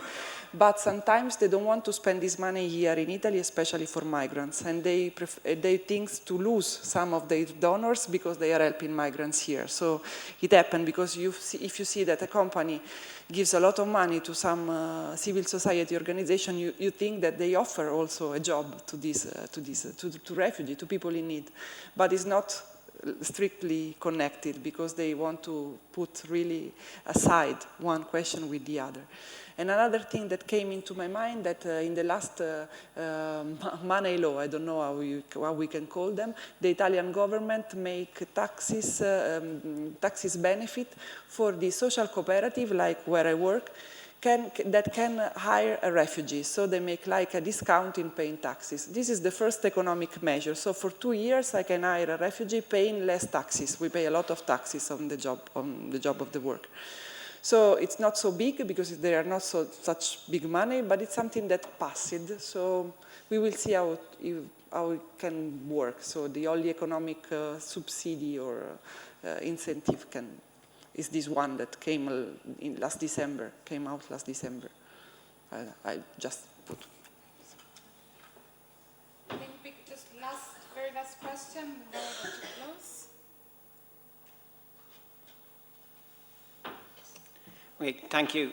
I think Valentina may have indirectly answered my question, but it's a little bit different to the others. It's to ask if you, or indeed anybody else here, has experience of making employer links with the universities, asking companies to support refugees to take courses in universities that would enable them to enter the workforce or to work for the company that's sponsoring them. This is something that we're considering now at our university in Limerick to see if we could figure out a way to have companies like Google or maybe IKEA, who you just mentioned, to do that. It possibly linked to their corporate social responsibility. So as I said, maybe you've indirectly answered the question already, but I didn't. Fantastic if it will happen, that a company sponsor a university degree for a refugee. And you are from Copenhagen, from Denmark. Are you from Denmark? From Ireland. Ireland, okay. No, it's really a good thing to do. But here we never talk about that. The only things that is happening with university, that the crew, but I think that you already talk about that, paid some money each year in order to make the refugee follow the university, but they are really a small percentage. And first of all, because they don't have a diploma. So the only refugees that I know that go to university are those who came, make in the middle school, then started to make the diploma 3 years in one, and then they apply to go to university, because it's really hard to make the recognition of the diploma and then start in university.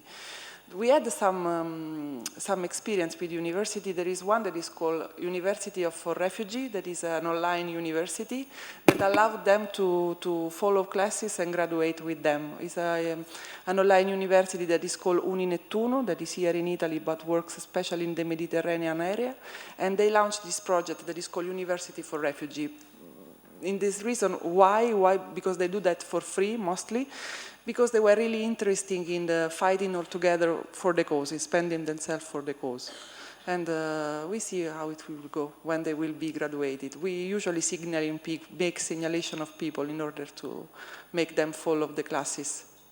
We will see what will happen. Thank you. I think we can end the session. I thank Valentina and Valentina. Yes.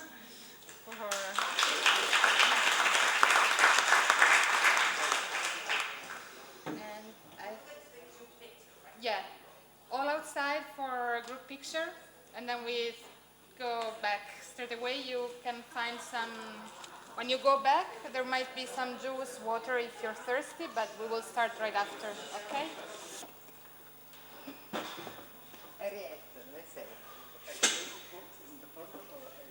Quick announcement, we have been working yesterday on the message, and we have collected the post-its, and we are working on a condensed message. If we all still agree that we want to have a message at the end of the week. So the idea for this message is to pass the message to our policy workshop, policy event in Paris in May, but you can use it within your institution, and we will promote it also far and wide after the training week. So, in my understanding, there is someone who would like to revise the message, or you may probably want to add more. So there is, can I call it interactive exhibition? There is a kind of wall outside where we will stick all the post-its, and other post-its will be distributed. So you can add your messages and whatever you wish to add to the message outside before you leave. And we will try to condense it and share it again tomorrow to see if it represents the message of the whole group. Okay? Thank you. I also have another thing to ask you before we start. This is the last chance I have to do it. Since we are going by subway to the archaeological visit, does any of you have bus ticket, or we all have to buy it for all of you? Okay, can you, who has it can raise hands? Has. 1, 2, 3, 4, 5. Yeah, it's the same. So just 5? No, who has to buy it? No, who has it already? Do you have the ticket? No, okay. So just 5. Okay, thank you. And now I'll give the floor to Patricia Uyon, who will tell us about their experience. I probably pronounced the name wrongly. No, it's correct. Okay. It doesn't happen that often, because normally people modify my name. Hello. Well, we are courageous people, I think, to be still here. I thought after the picture opportunity, everybody would say, yeah, I've been here. But anyway, so I come from Belgium. Perhaps all of you know that Belgium is a country where we speak 3 languages, and that will influence our project. It's Horizon 2020. I'll first show you a film, a short knowledge clip we've made, and then I go through the whole project, which is called Fresh Start, and it's about migrant entrepreneurship, and discuss the 10 criteria of success according to the European Union, and how we try to live up to the expectations. I realize that asking refugees to become entrepreneurs is asking from refugees more than what most of Belgian people are able to do. It's also like, if we connect to the previous speakers, there's a kind of, let's say, racism or discrimination where employers don't want to employ refugees.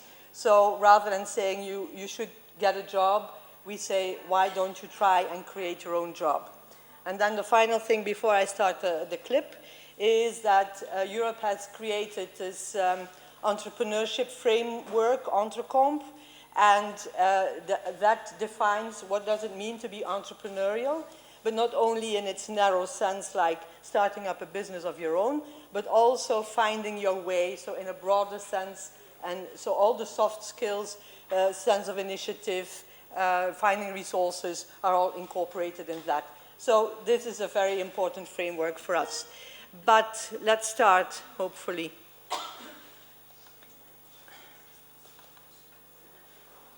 And this clip is made by one of our refugees.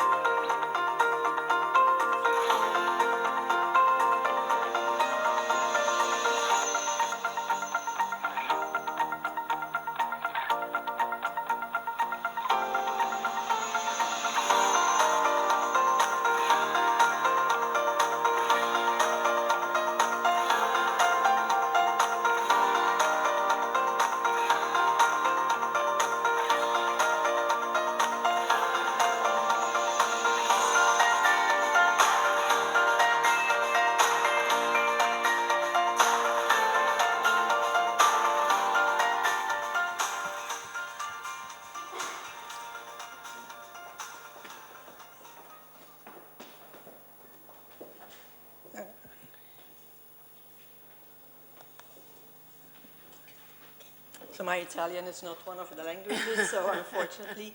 So this gives an impression of what we have to do.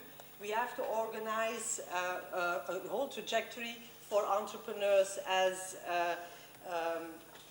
for refugees as entrepreneurs. And so this is one. And we do this together with LSBU, which is the London South Bank University, with Hogeschool Zuid, which is in the Netherlands. So we have 3 universities. LSBU has won a prize for Best Entrepreneurial University, and Hogeschool Zuid was also a very long tradition of entrepreneurship education. And we were happy to be included, let's say, and trying to do our best. We have to do 4 things. First, we have to make sure that as many people know that entrepreneurship is a possibility for refugees. So we have to reach out to at least 1,000 people. We have to organize a mentorship course, we have to organize a training, and we have to organize an assessment. Those are the 4 criteria, and this is how we went about it. Some facts and figures, because I noticed everybody gave some facts and figures, and I also have to say that I had a lot of very good input, which I'm going to implement, and I've been posting and sharing, so. But anyway, and also in Belgium, you know, you don't have a government. We had a period where we didn't have a government, and now we say this is not the worst case scenario, because our State Secretary of Migration has issued a message at the beginning of this week telling us that he doesn't want any refugee at all in Belgium, so he wants to have a 0 refugee country. And that's, of course, the context in which we have to work. So most refugees are from Syria, Afghanistan, and Iraq, but we also have a large number of high qualified Turkish refugees, and they're not in the knowledge clip because they didn't want to be filmed. So, you know, we have the privacy law, and they said we don't want to be filmed, and we had to censor, we had to reorganize the film again because there were some of them, and so we had to start all over again. 50.5 get a temporary protection. We made 2,000 decisions, but that's because there was a backlog. An asylum seeker can start an integration path after 4 months, and it's obligatory once you are recognized. 76 are male, even in our group. So LSBU focuses on female refugees. The Netherlands are very young, and we focus on highly qualified refugees, but most of them are men. A lot of men come to Belgium on their own, and their families stay in their home country. 91% of local municipalities take care of refugees, giving housing and information about the job market.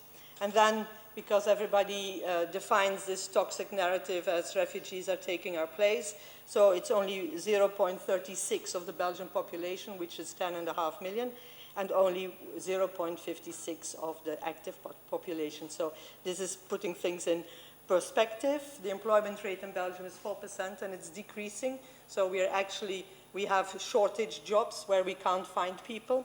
And for the refugees, it's 11%.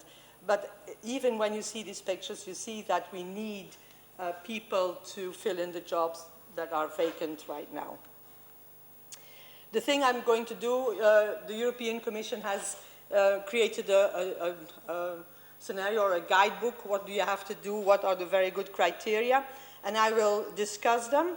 So the visibility, so entrepreneurship is for you, and our slogan is your entrepreneurship is our future. And we also wanted to transgress this you, we, I, we, so we wanted to have an our, not I and we, but not you and we, but our, so have this community.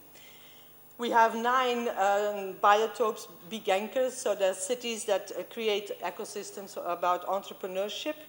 We have student entrepreneurship in our university. We have start minds where we try to motivate as many students as possible to go for entrepreneurship, and so it's a peer group. We have Starters Labo, which is from Stebo, where they work with ethno-entrepreneurship, and they have a whole course for refugees. And then, of course, we also have private initiatives.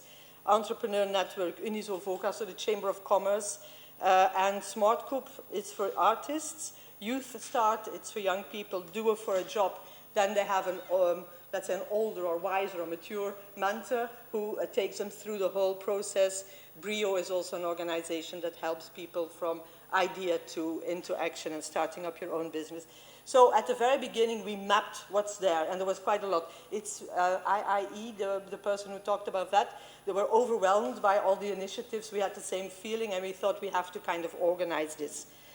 For refugees, so the public services, we work together with the Integration Agency, also offer language courses, but also information on housing, also on social benefits, also on civic knowledge. The Employment Agency, they have organized a new way of getting a job experience, which is called IBO, and it's you get extra pay on top of your social benefit. You build up experience, you get a network, but you don't get any pension, so you don't build up pension rights. But it's to make it less expensive for employers to employ them. And then we have At Level to Work, which is linked to the previous speakers, and they connect employers to highly qualified people who speak another language. That's how we call them. And Haven, they also connect. Armen Tekort, it's a mentor business. And Refugee Interim, they offer, so that's a matching service where they offer volunteer work. And so you get benefits, but it's just a first step, because from the testimonials, we hear that volunteer work is a very good strategy to get integrated. All these people meet in our advisory board, so we have connected them, and that was a first, because researchers said that all these initiatives are not connected and don't know who they are, and they don't know anything about each other. So we have tried to create a puzzle in which everybody fits. Very important for us are testimonials, not only telling refugees this is a possibility, but also we work with design thinking, and then it's very important that you can empathize with the experience of the ones you're working with, that you know what's important to them, and that we are not in the power seat. And that's, this morning I was very happy to hear this. We feel that we don't know and we have to listen, and we also feel that the refugees who choose for entrepreneurship, they know. It's not that they have to start from scratch. So, and this is something that we want to counter. Our point of entry is our Facebook group, and you will find a lot of posts about this week as well on it. And the Facebook group is where we connect to all stakeholders and where we connect to the refugees. And it's a social media is a way of connecting to refugees. So it's also something they feel comfortable with. We have a questionnaire to collect our own testimonials. Then you have seen our breakfast where you saw people sharing their experience, sharing why they entered, where they chose Belgium, what their expectations are. We engage migrant students. We have a group of people, migrant students in our university. We engage them in this. And we also, we work with volunteers, but also, and this is something I'm very proud of, because in our university we had migrants and refugees, and well, probably you can guess that they were the cleaners quite often. And so now we are in the process of engaging a colleague who's going to work in our project and who is a highly qualified person. And then we also are a platform for migrants and refugees to publish about their business, like giving them a platform, because networking is for them very important. The challenges we face right now is we have to find mobile teams and go to the places where refugees meet. We have to connect to ethnic media, so people who communicate in the languages, Arabic for instance, about entrepreneurship, and are bridging our initiative with there. And we have to connect to the community leaders, because I come from a mining area. We have a lot of migrant communities, so we have to bridge a gap and use the community leaders. We create a portal site, so an online environment, so that all links are to be found in this portal site. Networking is very important. It's been said, I think, in almost every presentation that refugees need a network and that they lack a network. So that's why we work on it. The advisory board, in our advisory board, there are refugees who have a voice and who can participate in the decision process.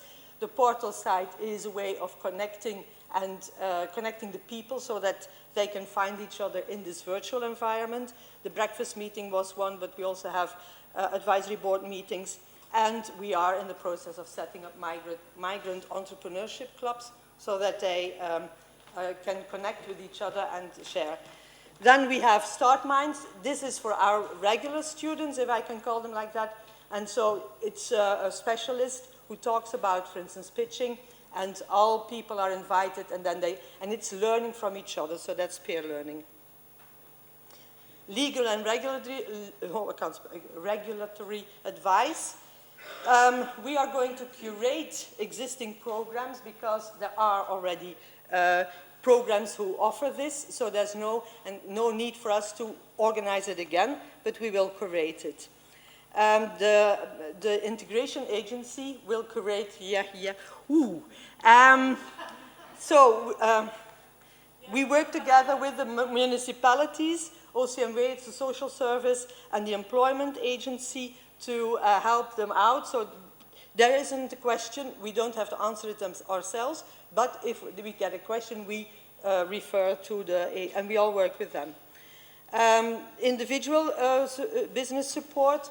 And in this case, we have experts who coach people on very specific questions. Business training, that's the course which we are about to set up, which we are setting up. So we see that let's say the entrepreneurship agencies, they set up courses, but it's very much in what we call the banking model of Paulo Freire.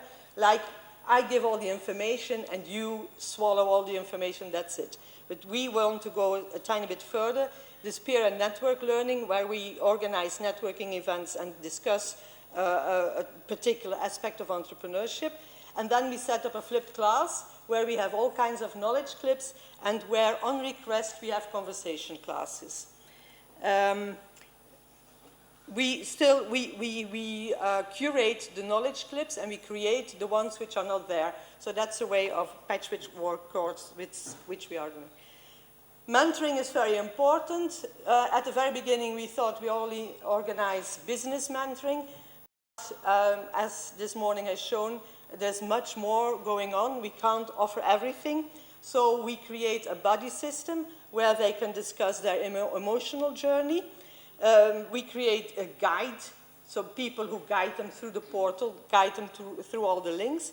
And then you have experts, and I've said migrant experts because it's the purpose of our course that the refugees become the teachers, the trainers of the next generation of migrants. So we don't keep it to ourselves, we just help co-create it, and then we give it to them so that it's within their own.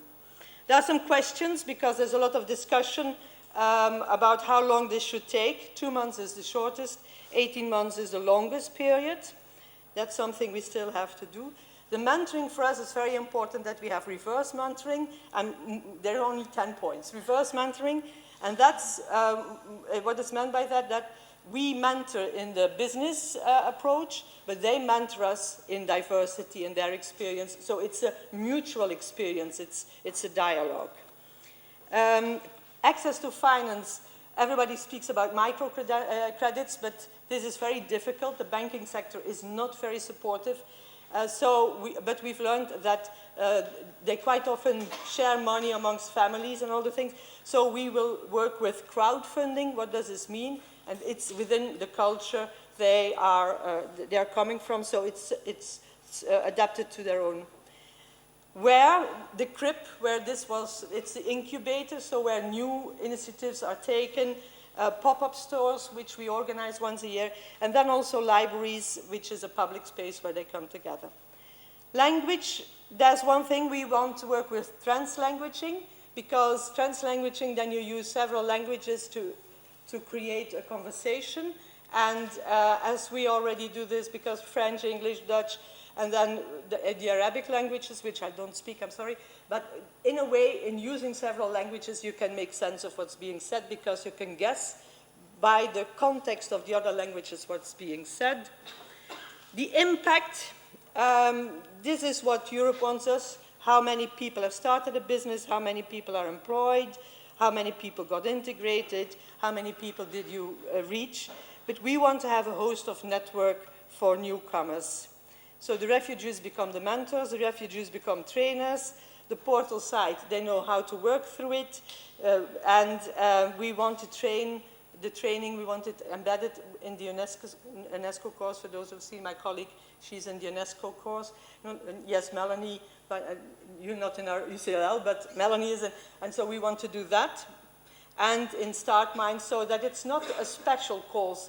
And that's the last, and then I stop, that's my last. So we want to use this actually as a course for entrepreneurs with an international background.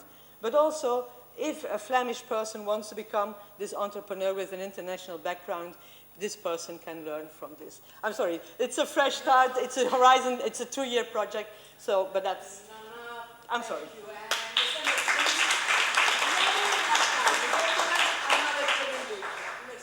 Yeah, okay. All right, I'm sorry. I try to be as fast as possible. Yes, yeah. perfect. But now, you can come here, and also the other speakers can come here. Okay, you want to present 1 minute to your project? 2 minutes. 2 minutes, no more, right? No. Okay. Do I stay here? Can I have my presentation, okay. please? Here.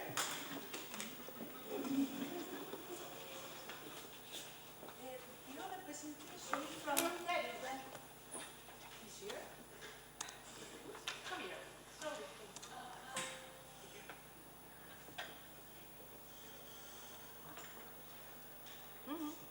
have to find it. Here.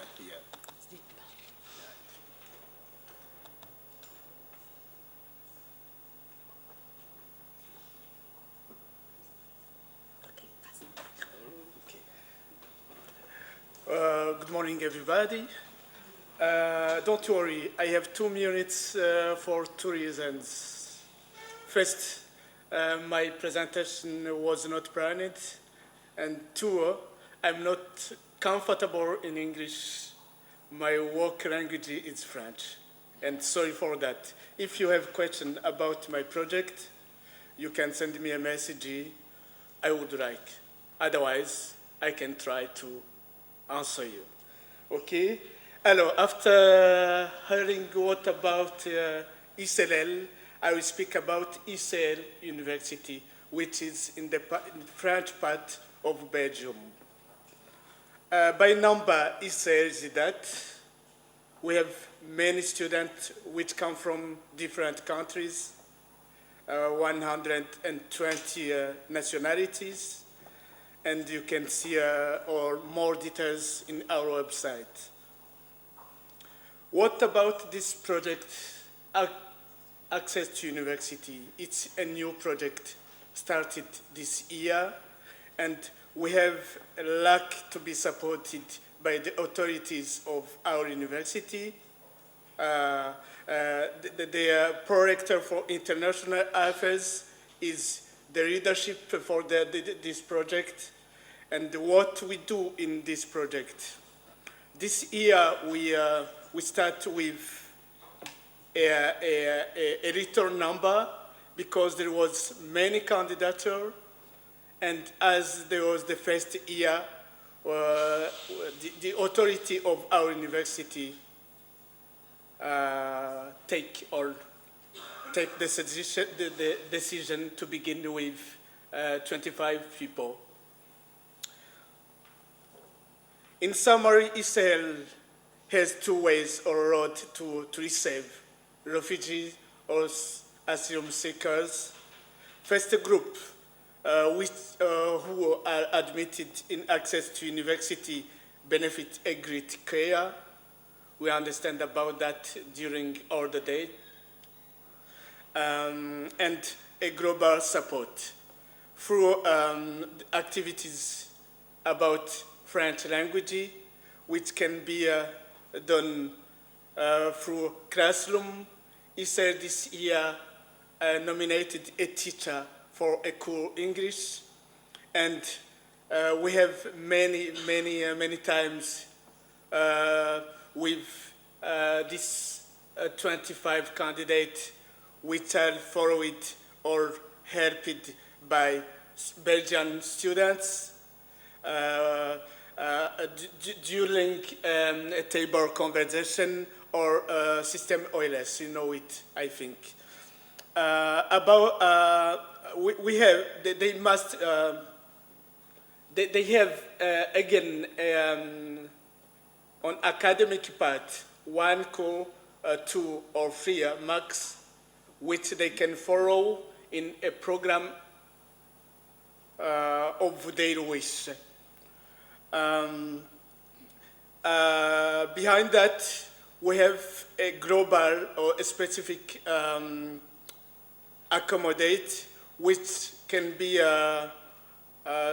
travel, a financial supporting, a social, and I will show you with some pictures I found this morning because I prepared my presentation this morning. Here you have the no admitted candidates during a session where we try to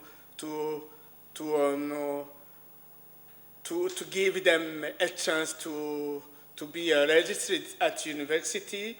They not have to pay anything for registration, and they can have possibility to be accompanied by other actors which are around our university. And here we have a family the father and the mother, parce que they have a new baby, are registered in psychological, and we organize a visit with a small member of the group.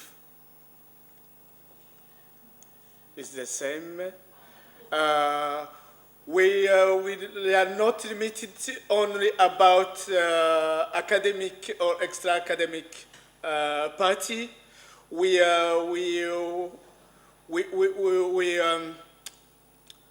find another opportunity to integrate those persons in the society, travel sometimes by conference. Here you have a young man which come from Afghan and which talk about the exile of your ethnic origin. More activity with Belgian students. Voilà, I finished by here.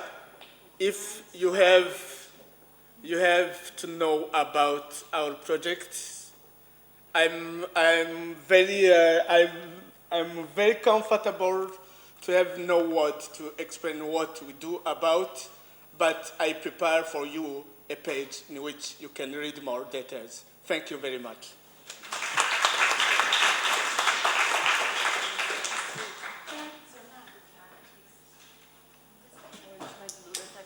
Myself. Let's see how it goes.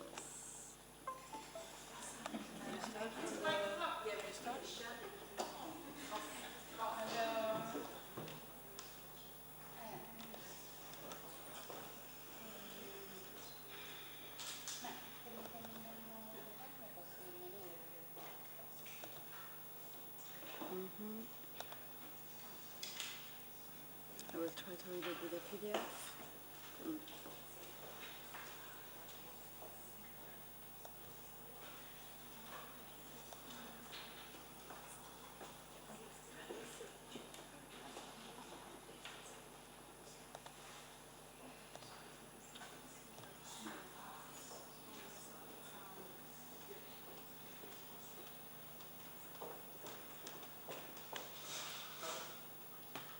That's where I wanted to prepare this before, but there was the picture time.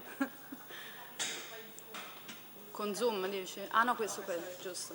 Okay. Okay. Is it okay like this? I hope you can see it from... No? Mm-hmm.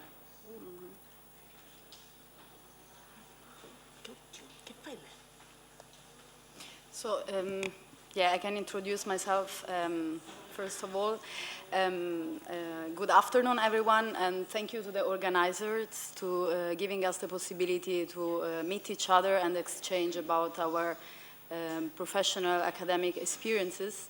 My name is Mariangela Sglavo. Actually, I'm a graduated student of my bachelor. I did it here at the University of La Sapienza, but I live in Berlin now, where I was graduated from the Ali Salomon Hochschule in Berlin, and I also do some trainings there. The project that I'm going to introduce today, it's a pilot project that took place on 4 weeks. A pilot project means you try to do something. If it works, you're gonna continue with it. You can use the PowerPoint. I think that is better. That's why I prepare both, because I use a Mac, actually. So this project was implemented by myself and my colleague Tina Bolle. Today she's not here. And it took place at the Volkshochschule. Stress is growing. We really have to leave.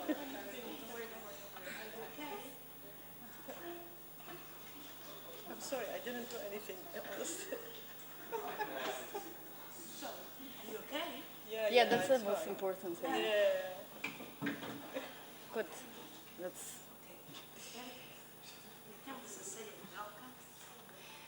So the project took place at the Volkshochschule. It's a, let's say, public school that you can find in Germany, but also actually it's from Denmark. and in different northern countries.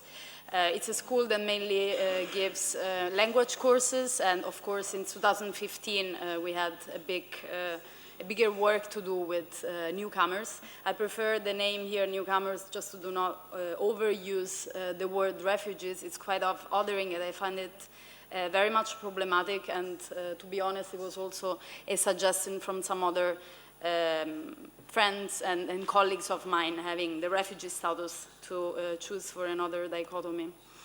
The project starts from the problem that institutions are now facing, and it's integrating the newcomers in the job market. The situation changed completely since 2015, in which we had another kind of problem, a more like emergency situation of giving housing to the people, although it's not completely overcome. And so focusing on this aspect of the work, of the integration, we try to develop a program that could be applied at the Volkshochschule. So we started with a bottom-up approach, which starting from identifying the needs of people and trying to find possible potential participants. And to do this, we were active in different centers, accommodation centers for asylum seekers, or also we knew asylum seekers ourselves, and we went on by identifying the needs and creating the coaching offers in relation to those needs, and giving some kind of space and flexibility to be able to adapt it to the individual needs of participants. It's something that we stressed out also in the last days about how important it is actually the individual experiences, and how we cannot create programs that could fit anyone. The aspects of the coaching, since I studied social work as a human rights profession, which is applying human rights to the practice of social work at the Ali Salomon Hochschule, we wanted, before creating the offers, to underline some kind of the aspects of the approach we should have towards participants and towards our colleagues. And we use the anti-oppressive practice. It was someone who writes a lot about it's Dominelli in social work, which means to disestablish the power structures and a hierarchy between the helper and the helped, and connect in another level, because this is, creating this hierarchy, it's something that goes against the concept of integration.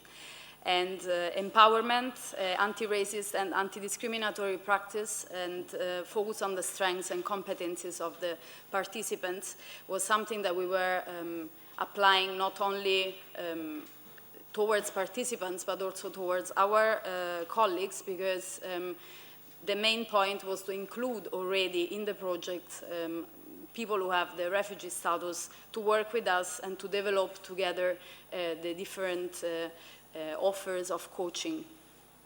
The moment of coaching will have facilitated the social inclusion of participants.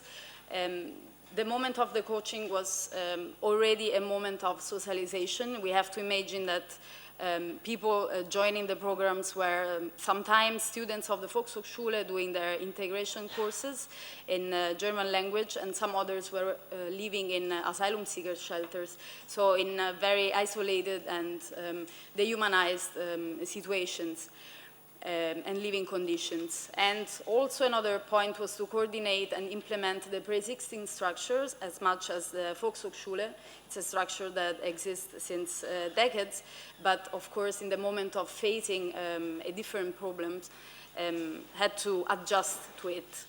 And also an important point was the participation must be voluntary and free of charge.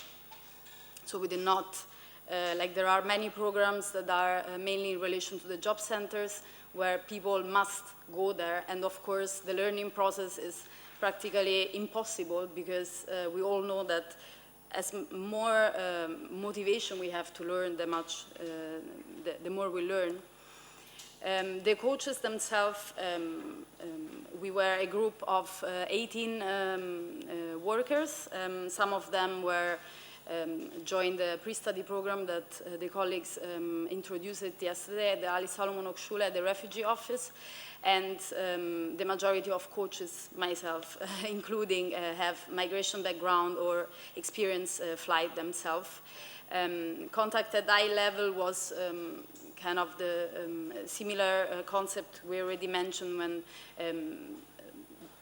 in the effort to establish the hierarchy between helper and helped, we wanted to put it at the same eye level, and as much as it possible it might be, and of course the language skills.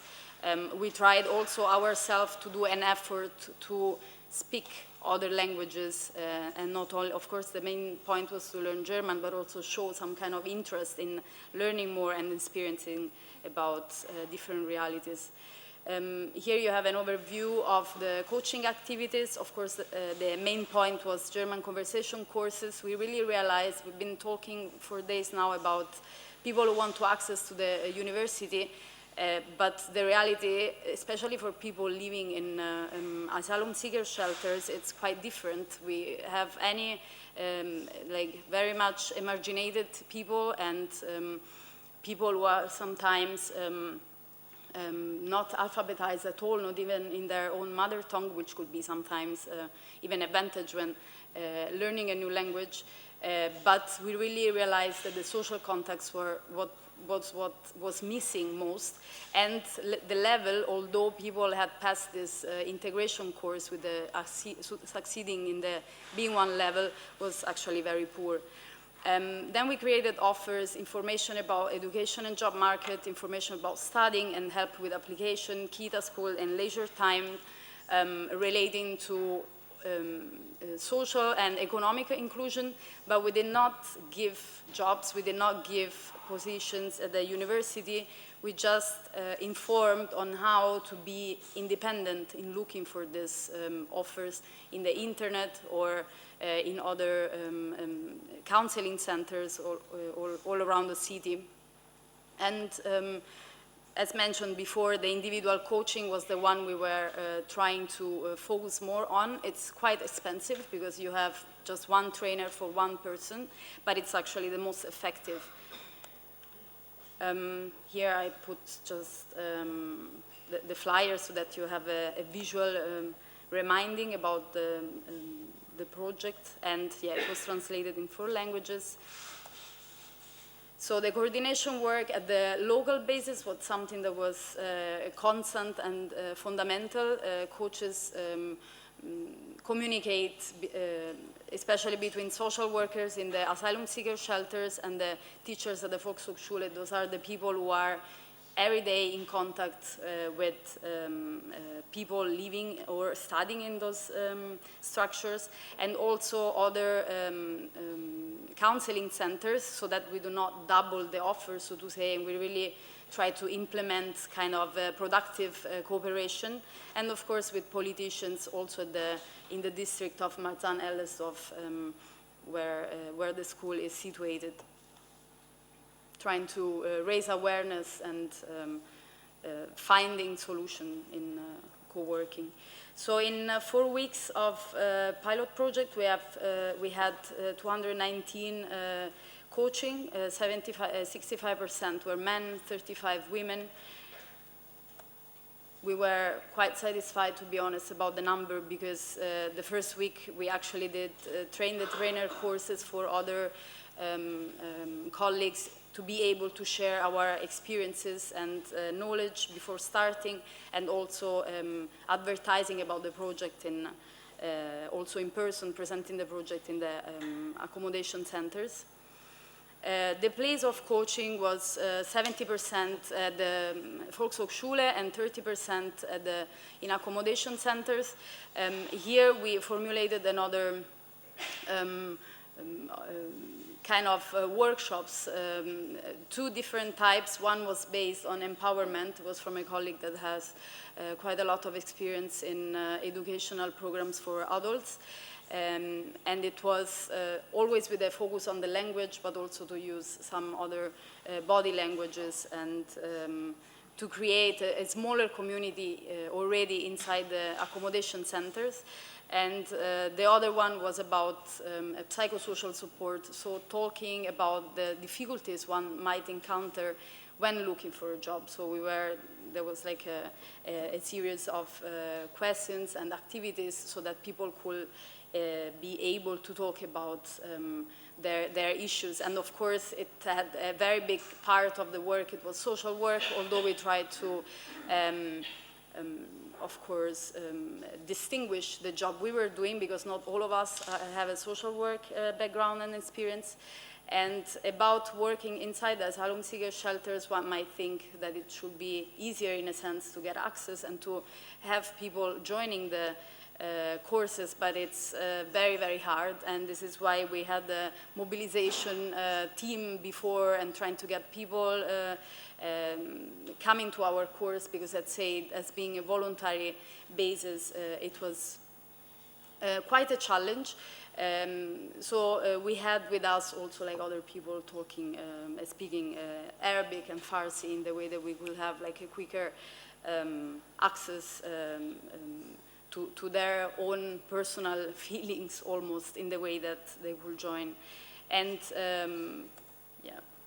So to conclude, it's something we talked about before. Integration is understood as a reciprocal process. Cultural, religious, and ethnic identity and diversity are recognized and valued.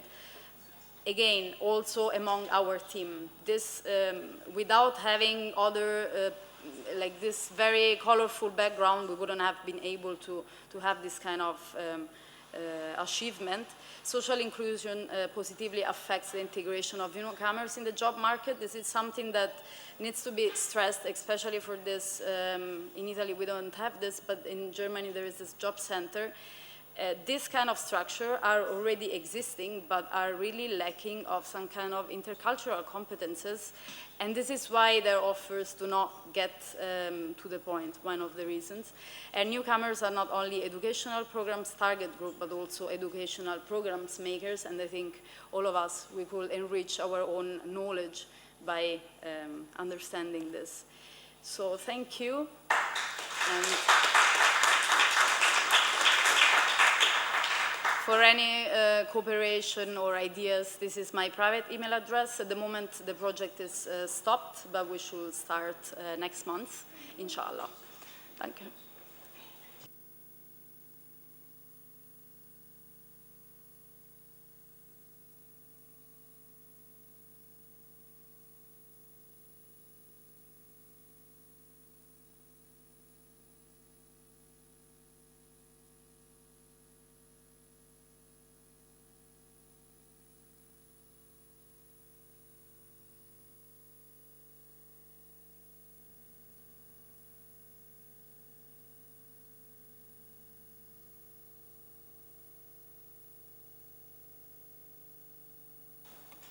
Good afternoon, everyone. Thanks for this opportunity. I promise to be very brief. My name is Marita Häkkinen, and I come from the University of Jyväskylä, which locates in central Finland. It's a multidisciplinary university, middle-sized in a Finnish context, having some 15,000 students with some 100 different nationalities, actually being quite international. I'm working as a planning officer there, and I'm just very briefly going to present you two of my main tasks I'm doing. The other one being not a project actually anymore, but established functions in the university, namely this inHERE. I'm going to mention this maybe many times. So it means supporting immigrants in higher education in Finland.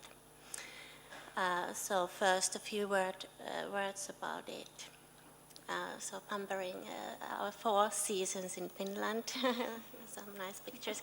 Okay, very briefly, just this that the demographical development in Finland has recent decades being stably increasing, and but then in late 2015, it was a little bit different situation in our country. So we got much more refugees in numbers than in the other years, and actually after that the figures have come remarkably down, which is probably not the same reason as I've learned here now in other countries.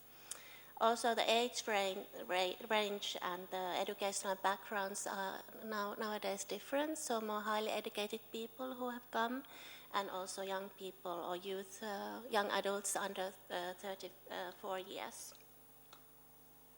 So, late 2015, actually the Ministry of Education and Culture took first this initiative for the higher education institutions in Finland to start supportive functions, not only actually for asylum seekers or refugee background people, but in the light of this whole migration phenomena, to offer services which would, or projects which would streamline the higher education paths in Finland for these people. And that's how we actually got the project first in the University of Jyväskylä. And then this was 1-year project first, and then in 2017 some 5 more institutions took these activities, and these are funded from the strategical funding of the universities, so it's kind of established now in 6 different higher education institutions, providing all these, having slightly different focuses, but everybody is providing guidance and counseling services, access to academic courses, and support in recognizing prior learning procedures. Here you can see us in a map of Finland, so we are a bit spread in the country. And of course, we are not doing this just within the higher education institutions network or university network, but actually the stakeholders are quite many with whom we are collaborating and cooperating, from the national agencies and Ministry of Economic Affairs and Employment to social partners. Reception centers nowadays coming a bit down this because the figures have come also down, and then the reception centers have actually stopped their functions, but anyhow, and then of course many projects and players like this. But now I'm coming to this part which is not actually a project. So of course we found out very quickly that only guidance and counseling or this kind of supportive work is not enough, because people have very concrete needs in order to access to education. And that's why we actually 1 year ago applied for funding from the Ministry of Education and Culture to this inTEHRE in Finland. I have to now highlight this because we just had the presentation of inTEHRE here in Italy. We Googled a bit, but we couldn't unfortunately find anything else but some Honda car label for inTEHRE, so that's why we named it. In the university, the language center is coordinating and offering the Finnish and English studies for these inTEHRE students. Open University provides the subject-specific studies because the students come from different fields of studies. And then, well, personally, my responsibility is to offer guidance and counseling support. And then I was also involved with the recruitments of the students. Here you can see the program structure. It's altogether 45 ECTS, so it's not a degree, of course. It's like integrated program for 9 months. And people can actually, the students can get the social benefit from the unemployment benefit against the studies, against the credits that they study in this program. And 30 credits is about languages, so Finnish as second language, academic English, and a little bit of Swedish as well, which is our official language too in Finland. If they want, it's voluntary. Then subject studies for 10 credits, and then they get also credits of this counseling, participating in the counseling, group counseling, and individual counseling. And yeah, I think I'm not going to go deeper into this, but if you're interested, we can discuss later on. So we got some 22 students. Currently we have 20 of them. 2 of them have discontinued. The other one got a very good job, actually, which is very nice. And the other one had some other family reasons why she had to quit. So all students have actually previous higher education backgrounds in terms of even master's and bachelor degrees or discontinued bachelor's in basically, I think, I don't remember actually, I think we had some maybe, maybe 12 countries all around the world. Half of the students have refugee background, half of them don't have. It's 50-50 male and female participants. And this is a kind of exceptional how we recruited the students. So some of them have very good Finnish skills, very good English skills. Some of them have very good Finnish, but not so good English, and then on the other way around. Because in Finland, we also offer master studies in English, and that's why those who are more fluent in English didn't have to have so good Finnish in order to get admitted this place in the program. Everyone has actually showed great motivation already in those interviews, and we've been cooperating very closely with the employment office first in order to plan this according to the employment, these laws, and then also many of our students are customers to the employment office, so that's why we really need to communicate. And then just very briefly, some initial experiences. So it seems that those students who have been able to participate very actively to the groups, of course, this is not a surprise, they have benefited the most of the studies. But even students who don't have very good Finnish or even English in this the language skills have expressed benefiting of their studies when they can be actively participating. So the key factor seems somehow being the participation and the group that actually supports very strongly this kind of feeling of gaining of this education and being part of the group. But of course, we offer this guidance actually throughout the program, and it's recognized that every student needs guidance and support for different needs, not only for studies, but also for adjusting the community and the academic community. And that's about it. So I actually included some links and then some references if anybody wants to this deeper. So thank you. Thank you. Sorry, can I ask you very quickly? Credits, employment office support for credits. Did I read that right? How does that work? You mean they only get social support if they pass the credits, or? That sounds a bit, thanks. Thank you. Yeah, they have to participate actively. Of course, it's not so strictly followed, but they have to because there are certain limits how much they have to participate, and it's counted in credits now when we are in the university. So.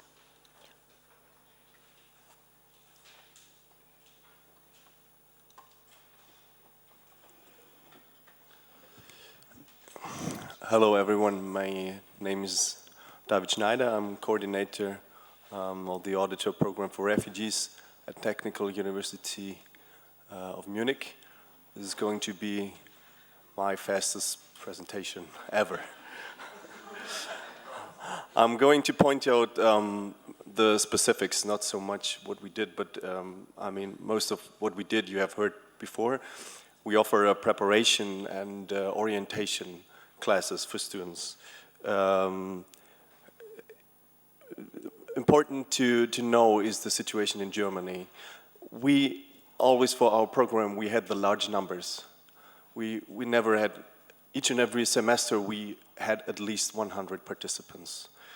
We had funding from the German exchange service, this was money for German language teachers, and it was money for student assistants. Also, it was also we got private funding, which was a good thing because it paid for my job. Okay, here it says this was the name. Auditor means guest student. We're talking about a group of people who were already there. They were there in Germany, and we had to check, do they have access to the German university or not? Because in Germany there's regulations about this. It's not upon the university to decide. And we tried to do two things at the same time, to check the perspective and within that same time give preparation. People could attend lectures and take exams. You could receive the counseling. You could attend the German language courses at our language center at the same time. And we had a mentoring program, as a lot of the programs did. The student mentors, they are the experts of the everyday student life. They were a great help. We announced the program for refugees who already had started studying or were about to study, but that was one of the main issues. The people who had access to university in Syria or in Afghanistan did not necessarily have access in Germany. So our challenge was to find out is there access or not, and if there is access to help people to get into the study programs. So this meant that the school and university diplomas had to be checked. In our case, this has to be done by an agency and takes weeks and weeks and weeks sometimes in some cases because there had a lot of diplomas to be checked. And in the meantime, we tried to give preparation already. And we gave support for the review of the diplomas because it turned out that support and help is really needed. It's an online process. Most refugees only had a smartphone to do it. It did not quite work with that. And at some point of the program, it turned out that quite a large number of our guest students, they did not have direct access. At that point, we tried to give support. We even did some job fairs. We always provided contacts how it could go on. For the rest, the language level was the next important step because we had some going to international master classes, master programs, but most were more suited for bachelor programs, and at our university they are only in German language. So I'll conclude with that. So far we have 25 former guest students who are now studying in regular bachelor classes at our university, and 10 we know of who started studying at other universities or institutes of higher learning. We are waiting this summer for the last round of applications, and we don't know yet, but there are estimated 30 applications for the next winter term. Thank you.